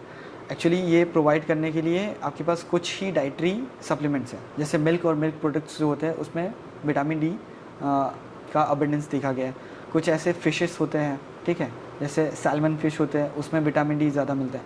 अब बहुत सारी चीज़ें बहुत सारी कम्युनिटीज़ में, जैसे इंडिया में सैल्मन फिश बहुत ज़्यादा कॉमन नहीं है, ठीक है, ना हर कोई प्रेफर करता है। तो जो मोस्टली लोग तो नॉनवेज बिल्कुल नॉनवेज प्रेफर ही नहीं करते। तो जो विटामिन डी है वो मोस्टली नॉनवेज में मिलती है या तो फिर मिल्क प्रोडक्ट्स में मिलती है। बहुत सारे लोग हैं जो मिल्क प्रोडक्ट्स को भी प्रेफर नहीं करते, मीट्स को भी प्रेफर नहीं करते, ठीक है। तो ऐसी कंडीशन में it's better to provide vitamin D as a supplementation, ठीक है। और दूसरी चीज़ है, विटामिन डी से ही कैल्शियम का मेटाबॉलिज्म बॉडी में डिसाइड होता है। तो अगर विटामिन डी की प्रॉब्लम कहीं पे हो रही है, विटामिन डी अगर अच्छे से बॉडी में नहीं आ पा रहा है, तो इन टर्न दैट वो अपने जो बॉडी का कैल्शियम है उसको कहीं ना कहीं खींचता है बॉडी को। अब बॉडी में कैल्शियम अपने पास जो होता है वो बोन्स में होता है। तो विटामिन डी आपके बॉडी में कम था या विटामिन डी कम था तो हमारी बॉडी को कैल्शियम नहीं मिला, ठीक है, कि बॉडी के ब्लड में कैल्शियम नहीं मिला, तो बॉडी का जो ब्लड में कैल्शियम निकालने के चक्कर में बॉडी बोन से कैल्शियम खींचने लगती है। तो ऐसे में हड्डियाँ जो है वो और कमज़ोर होने लगती है। तो ये सारी बीमारियाँ इसीलिए कॉमन है क्योंकि हम लोग न्यूट्रिशन पे फोकस नहीं कर रहे हैं। और ऐसी कंडीशन जब भी हमको समझ में आती है तो ये उस कंडीशंस में बहुत देखा गया है जिसमें बच्चे को न्यूट्रिशन प्रोवाइड ही नहीं किया है। तो ऐसे कंडीशन में supplementation is the right choice, क्योंकि आप फिर बोलोगे कि बच्चे को ये सब चीज़ें खिलाई जाए और फिर बच्चा फिर भी डिनाई करता है वो सब चीज़ें खाने से, तो फिर कैसे करेंगे? It's better to give nutrition, it's better to give supplementation in certain places. Milk का किस तरीके का रोल होता है? क्योंकि जैसे कॉमनली देखा जाए, अगर मैं अपनी पर्सनली बात करूं तो बचपन से मुझको मिल्क पिलाया जा रहा है। मतलब मेरी मदर के पास हर चीज़ का एक ही सॉल्यूशन रहता था, मिल्क मिल्क मिल्क। मतलब वो उन्होंने दूध को इतना प्रमोट करा। सपोज जब मैं कॉलेज में भी पढ़ता था ना, तो हम लोगों को कॉलेज काफ़ी सुबह लगता था, मतलब अराउंड 7-7:15 हम लोगों का बस आ जाया करता था। तो मॉर्निंग में ब्रेकफास्ट करने का वक्त नहीं मिलता था, बन नहीं पाता था, बाहर हॉस्टल में रहते थे। तो जब भी घर में बात होती थी फ़ोन पर अपनी आई से कि क्या है, हम जैसे बताते थे कि यार नाश्ता नहीं हो पाता है, ऐसा नहीं हो पाता, तो उनका एक ही जवाब रहता था, क्या दिक्कत है, एक गिलास दूध पी के जाने का, क्या दिक्कत है दूध पीने का। फिर फ़ोन करके पूछती थी कि क्या, अच्छा दूध पिया था कि नहीं आज, अच्छा रात को दूध ले रहे हो नहीं ले रहे हो।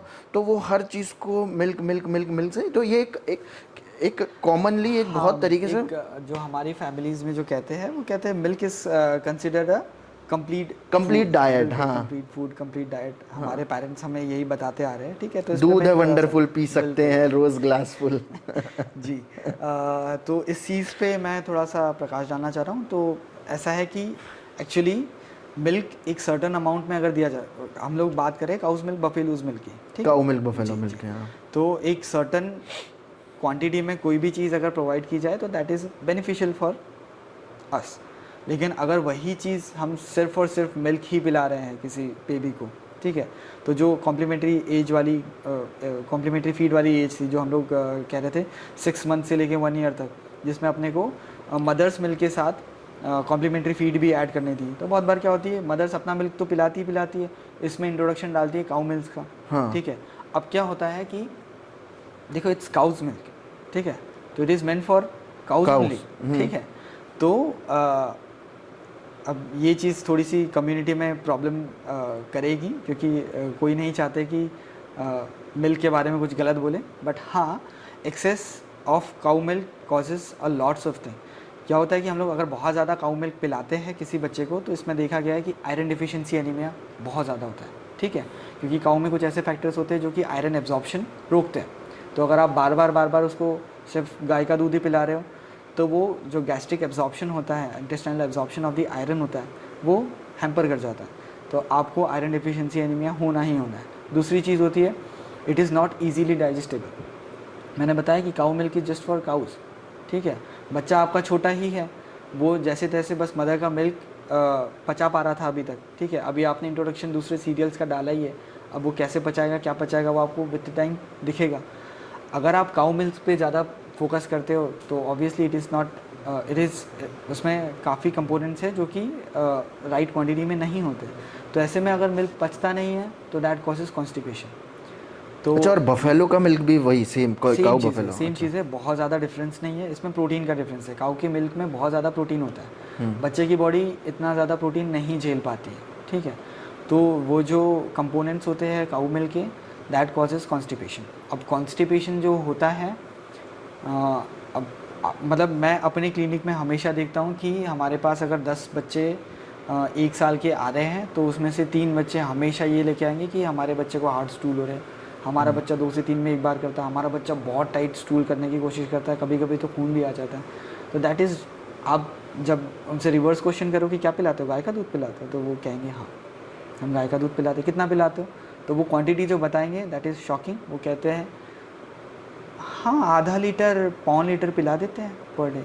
अब that is a too much amount. तो कितना अमाउंट सही है मिल्क का? तो मेरा आंसर यही होगा कि आप 1 से 1.5 लीटर कोई चीज़ पियो और फिर मैं आपको खाना एक ऑफ़र करूँ कि आप 1 लीटर चाय पी लो आज, और फिर मैं आपको बोलूँ कि चलो अब आधे घंटे में खाना खाते हैं, आप क्या खाना खा पाओगे? कभी कभी नहीं खा पाएंगे। तो हाउ डू यू एक्सपेक्ट कि आप चाइल्ड को, बच्चे को पिला तो रहे, काउस मिल्क अच्छा सा पिला रहा है, ठीक है, बहुत सारा मिल्क पिला दिया, उसके बाद कहते हैं हमारा बच्चा तो कुछ खाता ही नहीं, सिर्फ दूध ही पीता है।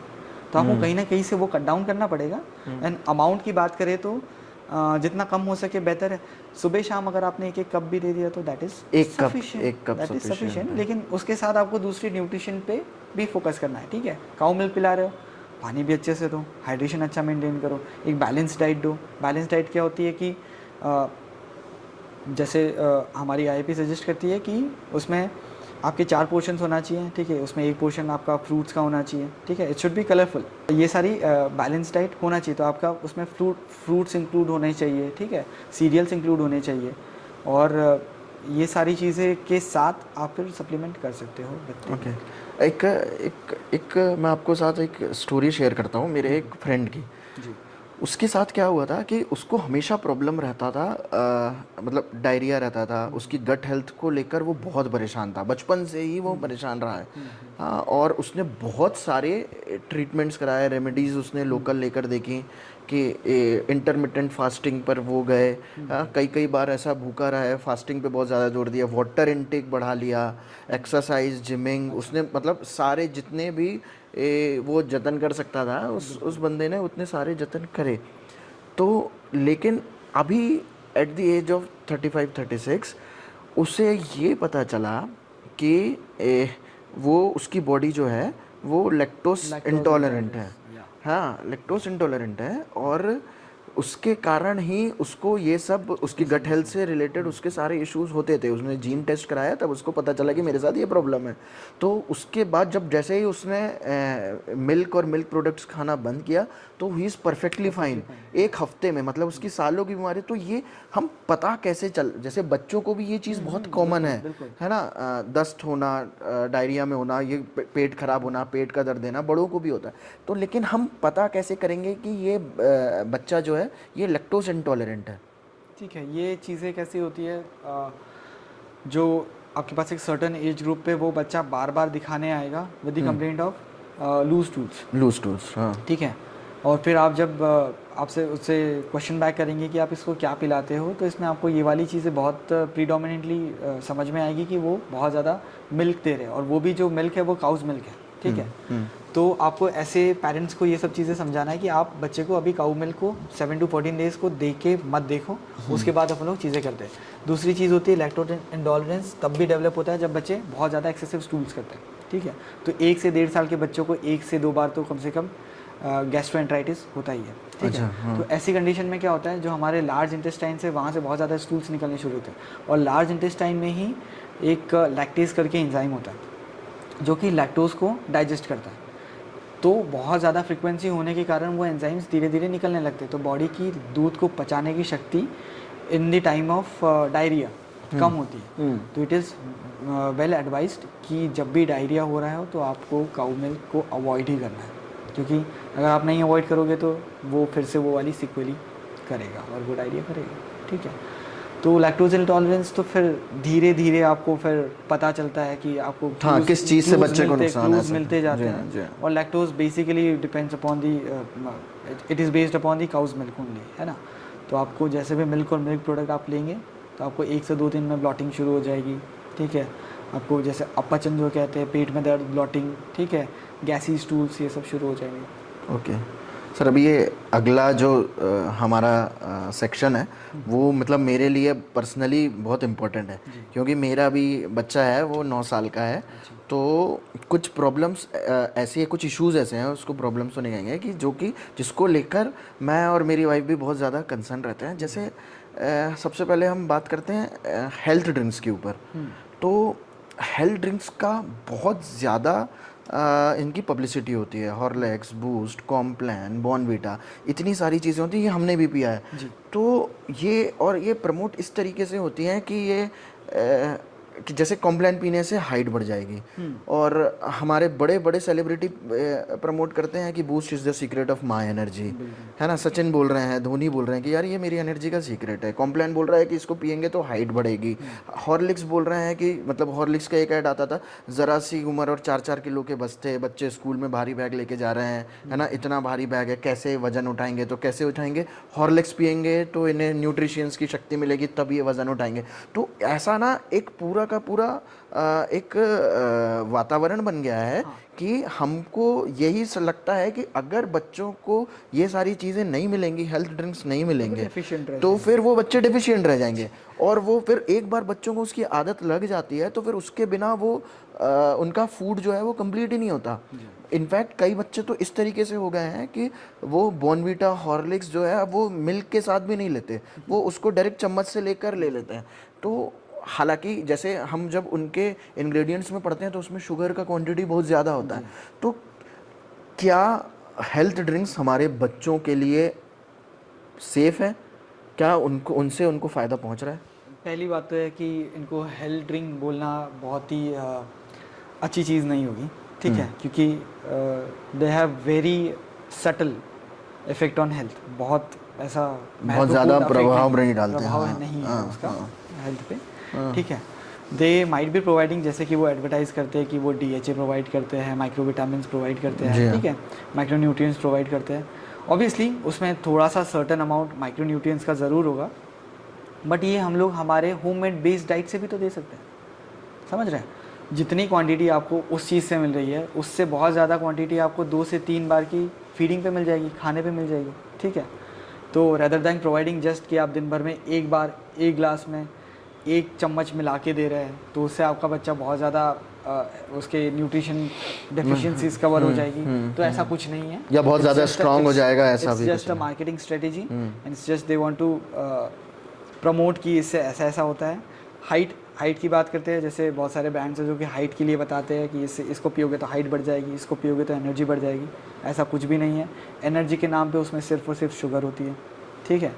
तो वी शुड नॉट प्रमोट। अब हम लोग वही बात है कि बच्चों को सिर्फ आप रॉ शुगर से कैलोरीज बढ़ाना चाह रहे हैं, तो that is leading to obesity. तो हम लोग बच्चों को बहुत अर्ली स्टेज से आप उनको ओबेसिटी में झोंक रहे हो कि भैया ये सब खाओ तो आप ओबेस तो वैसे ही हो जाओगे, क्योंकि उसमें सिर्फ शुगर है एंड बहुत माइन्यूट क्वांटिटीज़ में उसमें माइक्रो न्यूट्रिएंट्स हैं जो कि इतने हेल्पफुल नहीं है ना, जब शुगर से उन न्यूट्रिशन को आप कंपेयर करते हैं, ठीक है। दूसरी चीज़ है कि ये जो क्लेम करते हैं कि ये बहुत एनर्जी बूस्ट करते हैं और हाइट बूस्ट करते हैं, ये ऐसा कुछ भी नहीं है। आपकी हाइट जेनेटिकली डिसाइडेड होती है। ऐसा तो नहीं है कि आपके अगर मदर फादर शॉर्ट हाइटेड हो तो आपकी हाइट एकदम से out of the blue Complan पीने के बाद या कुछ प्रोडक्ट्स पीने के बाद बहुत ज़्यादा बढ़ जाएगी। नहीं, ऐसा नहीं होता, मतलब ऐसा हो भी नहीं सकता है। सर एक बात और कि जैसे अब हम ये एक और मेरी पर्सनल इशू जो है कि स्क्रीन टाइम बच्चों का इतना बढ़ गया है कि बच्चे बिना मोबाइल या टीवी देखे वो खाना नहीं खाते हैं। अगर वो एक बार मोबाइल स्क्रीन में लग गए या टीवी की स्क्रीन में लग गए तो फिर वो उनका कंसंट्रेशन भी ऐसा है कि थोड़ा सा पिछड़ रहा है, प्लस बच्चों में चिड़चिड़ाहट आ जा रही है। अगर हम लोग जैसे गुस्से से मोबाइल उनके हाथ से छीन ले तो वो बहुत जल्दी इरिटेट हो जाते हैं। ठीक है। नंबर 2, अगर वो देख रहे हैं और हम उनको आवाज़ भी लगा रहे हैं, बेटा सुनो बेटा सुनो बेटा सुनो, तो कम से कम 3-4 बार आवाज़ लगाना पड़ती है। उसके बाद अरे हाँ क्या हो गया, तो वो इतना उनका मतलब स्टेबिलिटी जो है वो बिल्कुल बच नहीं रही है। बहुत अनरेस्टफुल हो जाते हैं अगर उनसे स्क्रीन छुड़ा ली जाए तो अब लेकिन आदत तो लग गई है। बच्चे छोटे हैं, 9-10 साल के बच्चे हैं, तो अगर इस चीज़ से दूर होना है तो फिर उसके लिए क्या किया जा सकता है। और नंबर 2 कि अभी इतना पेरेंट्स इतने बिज़ी हो जाते हैं ना कई बार तो, कि ठीक है मदर कॉल पर है या फिर वो कुछ काम कर रही हैं, फादर बाहर हैं, क्योंकि मोस्टली हम लोग यहाँ पर सिंगल फैमिलीज़ ही हैं, बच्चा भी एक ही है। कई जगह पर ऐसा है कि दादा दादी भी साथ में नहीं रहते हैं, तो फिर मजबूरन पेरेंट्स को मोबाइल से उनको एंटरटेन करना पड़ता है या टीवी से एंटरटेन करना पड़ता है। तो इस चीज़ को हम कैसे रोक सकते? जानते सभी हैं कि यार ये तो हम नुकसान इसके होने हैं, लेकिन फिर भी ना चाहते हुए भी पेरेंट्स वो गलती करते हैं। Talking about the screen time, basically screen time ये होता है कि जो IAP रिकमेंड करता है वो है कि 2 साल से कम के बच्चों का 0 स्क्रीन टाइम होना चाहिए। जी हाँ। Can you imagine? लेकिन हम जो चीज़ों को आजकल आसपास देख रहे हैं उसमें ऐसा है कि बच्चा पैदा होते से ही 6-7-8 महीने का होगा, एक बार आपका बच्चा बैठने लगे तो आप उसको मोबाइल दे देते हो, बच्चा स्क्रॉल डाउन करते रहेगा, शॉर्ट्स देखेगा, रील्स देखेगा, कुछ देखेगा, उसे समझ आए नहीं आए उसके सामने जो भी चल रहा है वो देखते रहेगा। ठीक है। अब इन सब चीज़ों से हो क्या रहा है कि बच्चा जब इन सब चीज़ों में इंडल्ज्ड है, वो सिर्फ एक एक्टिविटी ऐसी कर रहा है जो उसको सामने से बहुत ही अट्रैक्टिव चीज़ें दिख रही है, वाइब्रेंट कलर्स दिख रहे हैं। ठीक है। हम लोग टीवीज़ लगाते हैं, बहुत सारे ऐसे चैनल्स आते हैं यूट्यूब पे जो कि बहुत ही ब्राइट कलर के एनिमेशंस दिखाते हैं, बच्चे दिन भर ऐसे देखते रहते हैं। ठीक है। हमारे पास भी कभी कभी क्लिनिक में बच्चे आते हैं जिनको बहुत ज़्यादा रोते हैं, तो ऐसे ब्राइट कुछ चीज़ें दिखा दो तो उनके बाद वो ऑब्वियसली एक बार के लिए रुक जाते हैं। ठीक है। बट इन सब चीज़ों का जो दिमाग पे असर आता है वो ये है कि हम उनको वो इन्फॉर्मेशन दे रहे हैं जो कि उनका ब्रेन प्रोसेस भी नहीं कर पा रहा है। ठीक है। आप उसको 30 सेकेंड्स के ऐसे क्लिप्स दे रहे हो या ऐसी चीज़ें या ऐसे वाइब्रेंट कलर्स उसकी आंखों के सामने से निकलवा रहे हो, उसको देखने में तो बहुत मज़ा आ रहा है लेकिन उसका दिमाग बिल्कुल भी प्रोसेस नहीं कर पा रहा है। ठीक है। तो ऐसी चीज़ों में उसका कॉन्सेंट्रेशन और उन चीज़ों के लिए बहुत बढ़ता है। ठीक है। और वहाँ पे कॉन्सेंट्रेशन बढ़ने के कारण क्या है कि जो इन्वायरमेंट में कॉन्सेंट्रेशन है वो नहीं दे पाता है। तो फिर उसको एक समय के बाद बच्चे को इन्वायरमेंट के बाहर की चीज़ें बहुत बोरिंग लगने लगती हैं। आप उससे आके जब बात करोगे तो उनको लगेगा अरे ये क्या है, अरे ये क्या फालतू बातें कर रहे हैं। ठीक है। जबकि वही अगर वो गेमिंग करेगा, वही अगर वो कुछ यूट्यूब पे देख रहा है तो वो चीज़ें उसको बहुत इंपॉर्टेंट लगने लगती है। अब इस चीज़ को ओवरकम करने के लिए आपके पास जो आती है पेरेंटिंग की टेक्निक्स आती है, तो बेसिकली वो आपको थोड़ा सा अथॉरिटेटिव बनना पड़ेगा।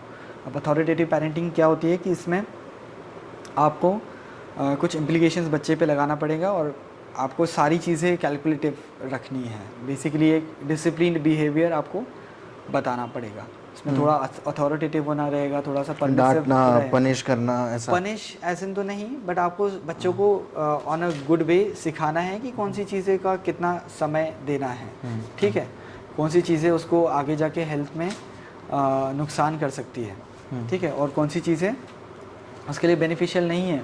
तो अगर वो लॉन्ग टर्म पे ये देखा गया है कि जो कोविड के समय पे बच्चे हुए या जो कोविड के समय पे 5 साल से कम के बच्चे थे, उनके पेरेंट्स जो कि वर्क फ्रॉम होम करते थे वो बहुत ज़्यादा समय अपने बच्चों को नहीं दे पाते थे, तो उन्होंने अपने काफ़ी बच्चों में ये देखा गया कि बच्चों का स्क्रीन टाइम उस समय से बढ़ गया। अब उन बच्चों में जो कॉम्प्लिकेशन आए वो है ADHD, attention deficit hyper active disorder. ठीक है। तो ये क्या होता है कि बच्चा एक समय पे एक चीज़ के बारे में सोच ही नहीं पाता। वो थोड़ी देर यहाँ पे बैठेगा, कुछ करेगा, फिर थोड़ी देर कुछ और चीज़ें करेगा, कहीं से भागा भागी मचाएगा। तो ऐसे अनरेस्ट रहते हैं वो बच्चे, कंसंट्रेट ही नहीं कर पाते। सीधी एक जगह पर बैठा लेंगे तो वो बैठ नहीं पाएंगे। दूसरा है जो उनका अफेक्ट पड़ता है, तो ये कॉग्निशन पे अफेक्ट पड़ा है, जो उसकी एकाग्रता पे अफेक्ट पड़ा है। ठीक है। दूसरी चीज़ अफेक्ट करती है उसकी सोशल लाइफ पे अफेक्ट करती है। उनकी सोशल लाइफ उनको मज़ा ही नहीं आता है। वो आज के एज में बच्चों के बाजू में जाएंगे लेकिन वो हिल be asking for your phone, बोलेगा पापा फ़ोन दे दो। जबकि बाजू में उसी की एज का एक बच्चा बैठा है जिसके साथ वो बात कर सकता है। ठीक है। हमारे समय में हम लोग जब दूसरे बच्चों से मिलते थे तो हम लोग चाहते थे कि हमारी एज के मिले तो हम लोग हमारे चीज़ों के बारे में स्कूल के बारे में बात करें, हमारे पास ये टॉयज़ है, हमारे पास ये सब चीज़ें, हमारे पास ये है, हमने तो ये किया। बट आजकल के बच्चे सोशली इंटरेक्ट नहीं करते, और उसका एक कारण यही है कि उनके पास दूसरी चीज़ें हैं जो कि उसको बांधे रखी है कहीं ना कहीं पर।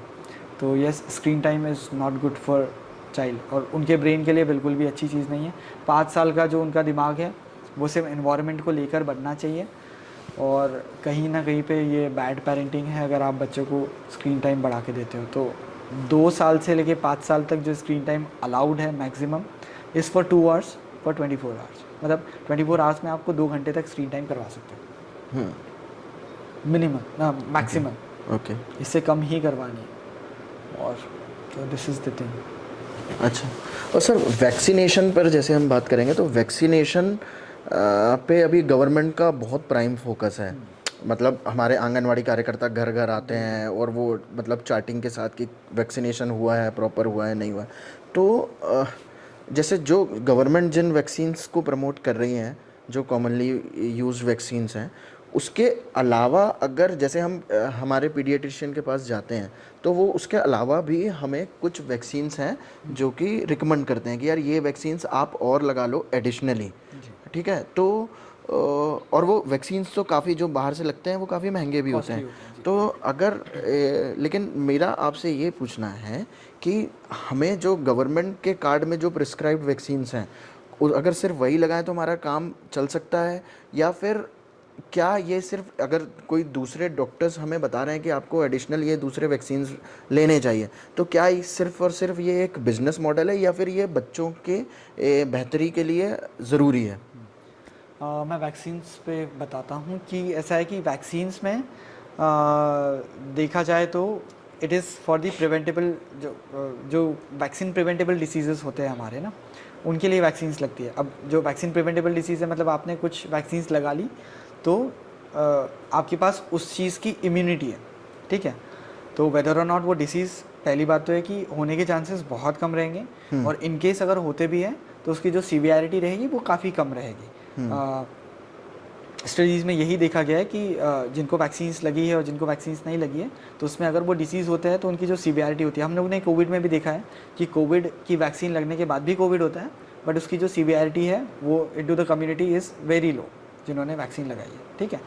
तो वैक्सीन लगाना इज़ अ गुड थिंग, ठीक है। इसे हमारी गवर्नमेंट भी प्रमोट करती है, बट गवर्नमेंट सिर्फ कुछ ऐसी वैक्सीन प्रोवाइड करती है जो कि लार्ज स्केल पे, जो कि इंडिया के पर्सपेक्टिव में बहुत बड़ी बड़ी डिसीजेस है, जिसको हमें कम्युनिटी के पर्सपेक्टिव से जो बड़ी डिसीजेस है जिसको हमें कंट्रोल में लाना है, उसके लिए ही गवर्नमेंट वैक्सीन प्रोवाइड कर सकती है। क्योंकि वैक्सीन बनाने में आप तो जानते हो कि कोविड में वैक्सीन बनाने में, वैक्सीन को मैन्युफैक्चर करने में, ट्रायल्स करवाने में, हाँ, और इन सब में बहुत खर्चा लगता है। तो गवर्नमेंट सारी की सारी डिसीजेस के लिए वैक्सीन तो नहीं ला सकती है।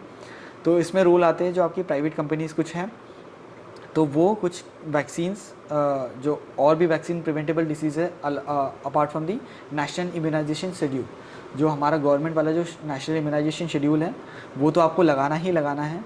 साथ में कुछ वैक्सीन्स और हैं जो कि जैसे टाइफॉइड के वैक्सीन्स होते हैं, ठीक है, आपका चिकन पॉक्स का वैक्सीन होता है, आपका हेपेटाइटिस ए का वैक्सीन होता है, ठीक है, आपका मेनिंगोकोकल, जैपनीज एनकेफेलाइटिस, ये सारे वैक्सीन्स होते हैं। इवन आपका HPV का वैक्सीन आने लगा है, ठीक है, ह्यूमन पैपिलोमा वायरस, जो कि हम लोग कहते हैं सर्वाइकल कैंसर्स के लिए फीमेल्स में लगना चाहिए, ठीक है। तो ये सारे वैक्सीन्स हैं जो कि आपके पास प्राइवेट में अवेलेबल है। तो मेरे ख्याल से आजकल इतना भी अफोर्डेबिलिटी का इशू नहीं होना चाहिए, क्योंकि आजकल कोई भी अगर एक फैमिली बाहर जाती है खाना खाने तो एटलीस्ट वो इतना तो खर्चा कर देती है जितने की एक वैक्सीन उतना वैक्सीन पर आ जाती है, ठीक है। तो मेरे ख्याल से जब तक आप अगर हर चीज़ के बारे में इतना अगर कंसर्न है तो मेरे ख्याल से उस चीज़ पे ज़्यादा कंसर्न होना चाहिए कि वो बीमारी हो ही नहीं। हमारे इस पॉडकास्ट के फाइनल सेगमेंट में पहुंचते हैं जो कि है रैपिड फायर राउंड। तो इस रैपिड फायर में मैं आपसे कुछ क्वेश्चंस पूछूंगा, तो उसका जवाब आपको विद इन अ वर्ड या फिर एक सेंटेंस में देना है। ठीक है, तो स्टार्ट करते हैं रैपिड फायर आपसे। तो पहला क्वेश्चन है हमारे रैपिड फायर का कि आपका सबसे फेवरेट मेडिकल टूल क्या है? स्टेथोस्कोप। स्टेथोस्कोप जी। अच्छा, और what is the best part of being a paediatrician? सबसे बेहतर बात क्या है एक शिशु रोग विशेषज्ञ की? आप अपने पेशेंट के साथ बहुत मजाक कर सकते हैं, क्योंकि आप अगर मजाक नहीं करेंगे तो बच्चे डरेंगे। तो you have to be very playful, और बहुत अच्छा लगता है आप अगर किसी पेशेंट से मतलब मेरा ये मानना है कि आप दूसरे डॉक्टर से अगर कंपेयर करें तो पीडियाट्रिशियंस काफ़ी हैप्पी रहते हैं अपने पेशेंट्स को लेकर। अच्छा, एक एडवाइस जो आप न्यूली पेरेंट्स को हमेशा देना चाहेंगे? ज़्यादा ओवर कंसर्न होने की ज़रूरत नहीं है, ठीक है। There are certain problems and there are certain issues, लेकिन आपको कभी भी लगता है कि बच्चे में कोई इशू हो रहा है तो बेटर है कि आप पीडियाट्रिशियन के पास जाएं और एडवाइस सीख करें। ओके। और बच्चों के नखरों को हैंडल करने का सबसे बेहतर तरीका क्या होता है आपके हिसाब से? यू हैव टू बी थोड़ा सा ऑथोरिटेटिव, थोड़ा सा परमिसिव होना पड़ेगा आपको। बच्चों को ये सब बताना बहुत ज़्यादा ज़रूरी है कि कौन सी चीज़ें उसके लिए ज़रूरी है, ठीक है। बच्चे बहुत बार ऐसी चीज़ों के लिए ज़िद करते हैं जो कि उनके लिए शायद इम्पोर्टेंट ही ना हो, ठीक है, लेकिन उन्हें ज़िद करनी है। तो ये एक पेरेंट्स का और एक फैमिली का क्यूमुलेटिव एफर्ट होना चाहिए कि हमारे बच्चे को ये चीज़ों का पता चले कि उन्हें इस समय पे इस चीज़ की ज़रूरत है भी या नहीं। तो मेरे ख्याल से यही है। और बच्चे तो ज़िद करते ही है, हर ज़िद को पूरी नहीं करना चाहिए और बच्चों को समझाना और डिसिप्लिन में रखना थोड़ा ज़रूरी है। अच्छा, बच्चों के लिए सबसे हेल्दी गो टू स्नैक क्या हो सकता है? घर का पका हुआ खाना जो हम खाते हैं वही। Okay. और ऐसी कौन सी चीज़ है जो कि एक यंग पेरेंट्स को कभी भी नहीं करनी चाहिए? या इसका आंसर ये देना चाहूँगा कि early introduction to screen time okay. Parents को नहीं करना चाहिए। पेरेंट्स चीज़ों से बचने के लिए बहुत बार ऐसा करते हैं कि अपने बच्चों को मोबाइल दे देते हैं कि हम लोग ये काम करें वो काम करें, फिर ऐसे करके बच्चों में ये सब चीज़ों की आदत लगने लगती है। बहुत बार बच्चे फीडिंग नहीं कर पाते बिना स्क्रीन टाइम देखे, तो this should not be introduce to screen time. और दूसरी चीज़ है चॉकलेट्स आइसक्रीम नहीं देनी है। ओके। और ऐसी कौन सी स्किल है जो कि हर बच्चे को सीखनी ही सीखनी चाहिए? ऐसा तो बहुत ब्लंट आंसर होगा कि कोई एक स्किल के बारे में मैं बताऊं, बट बच्चों में अलग अलग कलाएं अपने को धीरे धीरे देखने को मिलती है। हो सकता है कि आपका बच्चा जब स्कूल में जाए वो आप आसपास में बच्चों को देखे तो आसपास के बच्चों को पेंटिंग में डेवलप होते हुए उसमें पेंटिंग की स्किल आने लगे या उसको उसमें रुझान आने लगे। तो बच्चे आसपास में देख के ही ये सब चीज़ें सीखते हैं। तो मेरे ख्याल से जिसमें भी बच्चा अर्ली एज से अपार्ट फ्रॉम दी स्टडीज़ कुछ चीज़ों में अगर रुझान दिखा रहा है, जैसे म्यूज़िक हो गया, पेंटिंग हो गया, क्रिएटिंग क्राफ्ट्स, तो आपको उस चीज़ को प्रमोट करना चाहिए और that is the good thing, क्योंकि बच्चा फिर ज़्यादा से ज़्यादा समय उन चीज़ों में लगाएगा जिसमें उसका रुझान है, तो इससे उसकी स्किल्स ही निखर के आएगी। तो ये मेरा मानना है। और ये कपड़े वाले डाइपर्स लंगोट या फिर डिस्पोजेबल डाइपर्स? लंगोट। बिल्कुल। और बच्चों का अंगूठा चूसना अच्छी बात है या बुरी बात है? बच्चे जो अंगूठा चूसते हैं इस पर मैं एक चीज़ बताना चाहूँगा कि ये एक स्ट्रेस रिड्यूसिंग एक्टिविटी होती है बच्चों के लिए, ठीक है। तो बच्चे जब भी स्ट्रेसफुल महसूस करते हैं तो वो अंगूठा चूसने लगते हैं। फिर ये देखा गया है कि ये चीज़ें बढ़ते बढ़ते मैं कुछ ऐसे लोगों को भी जानता हूँ जो कि अपने एडल्टहुड में है लेकिन वो आज भी स्ट्रेस से बचने के लिए थंब सकिंग करते हैं। तो certainly it is not a good thing, but हाँ, हमें उन्हें सही चीज़ पे सही चीज़ें समझाना बहुत ज़रूरी है। तो इसमें चाइल्ड गाइडेंस का बहुत रोल है और पेरेंट्स को गाइड करना चाहिए चिल्ड्रन को। अच्छा, आपकी एक कौन सी पर्सनल हैबिट है जिसने आपको सफलता दिलाने में आपकी बहुत हेल्प करी है? इस पर मैं बहुत ज़्यादा कमेंट नहीं करना चाहूँगा, लेकिन मुझे लगता है कि at my point and at my age person should be hard working and should be consistent to his work. Okay. तो डॉक्टर शुभम, ये था हमारा लास्ट सेगमेंट पॉडकास्ट का, और मैं ये डेफिनेटली बहुत ही जिम्मेदारी के साथ कह सकता हूँ कि आज का जो पॉडकास्ट है वो इतना अच्छा और इतना इन्फॉर्मेटिव है। और ये जिन सब्जेक्ट्स को हम लोगों ने छुआ, जैसे स्क्रीन टाइम हुआ, पेरेंट्सिंग को लेके जो मिथ होते हैं, वैक्सीनेशन को लेकर बात हुई, हम लोगों ने हेल्थ ड्रिंक्स के बारे में बात करी, हम लोगों ने हाँ कॉलेज कैसा होता है उसके बारे में बात करी, न्यूट्रिशंस के बारे में बात करी। तो मेरे ख्याल से काफ़ी हद तक हम लोगों ने एक बेहतर पेरेंट्स बनने के बारे में और अपने बच्चों की बेहतर अपब्रिंगिंग कैसी करनी है इसके बारे में हमने काफ़ी कुछ जाना है। आपके ज्ञान का मैं समझता हूँ कि हमारे व्यूअर्स बहुत बेहतर उपयोग करेंगे और ये पॉडकास्ट मुझे ऐसा लगता है कि बहुत ज़्यादा हेल्पफुल होने वाला है, स्पेशली न्यू पेरेंट्स के लिए। तो आपका बहुत बहुत बहुत बहुत थैंक यू कि आपने इतना अच्छा समय दिया और इतनी अच्छी बातें करी। और मैं चाहूँगा कि हम लोग एक पॉडकास्ट और करें जिसमें हम और भी बड़े होते हुए बच्चों के बारे में, Adolescent के जो बारे कि में। हाँ टीनेजेस में है, उनकी आदतों के बारे में उनकी हरकतों के बारे में, और उनको अगर वो कुछ उनकी आदतें अगर कुछ गड़बड़ हो रही हैं तो उसको उसको किस तरीके से सुधारना है, उनके किस तरीके से न्यूट्रिशंस हो सकते हैं, किस तरीके में जब बॉडी में चेंज आते हैं, प्यूबर्टी इम्प्रूव होती है, तो इसके बारे में भी एक पॉडकास्ट ज़रूर करेंगे और जानेंगे आपके एक्सपीरियंस से और आपके नॉलेज से कि कैसे एक बेहतर माता पिता बना जा सकता है और अपने बच्चों को कैसे एक बेहतर ज़िंदगी की ओर अग्रसर किया जा सकता है। तो डॉक्टर साहब बहुत बहुत आपका फिर से आभार, शुक्रिया, और हम लोग मिलते रहेंगे और आपका हम लोगों को साथ यूँ ही मिलता रहेगा। मैं भी बहुत बहुत थैंक्स देना चाहूँगा हमारी टीम को और आशीष जी को, जिन्होंने ये मुझे प्लेटफॉर्म दिया, जिसके वजह से आज कम्युनिटी में अगर 1% भी नॉलेज इस चीज़ का जाए तो that would be good for being a paediatrician, that would be good for me also. Thank you. Thank you.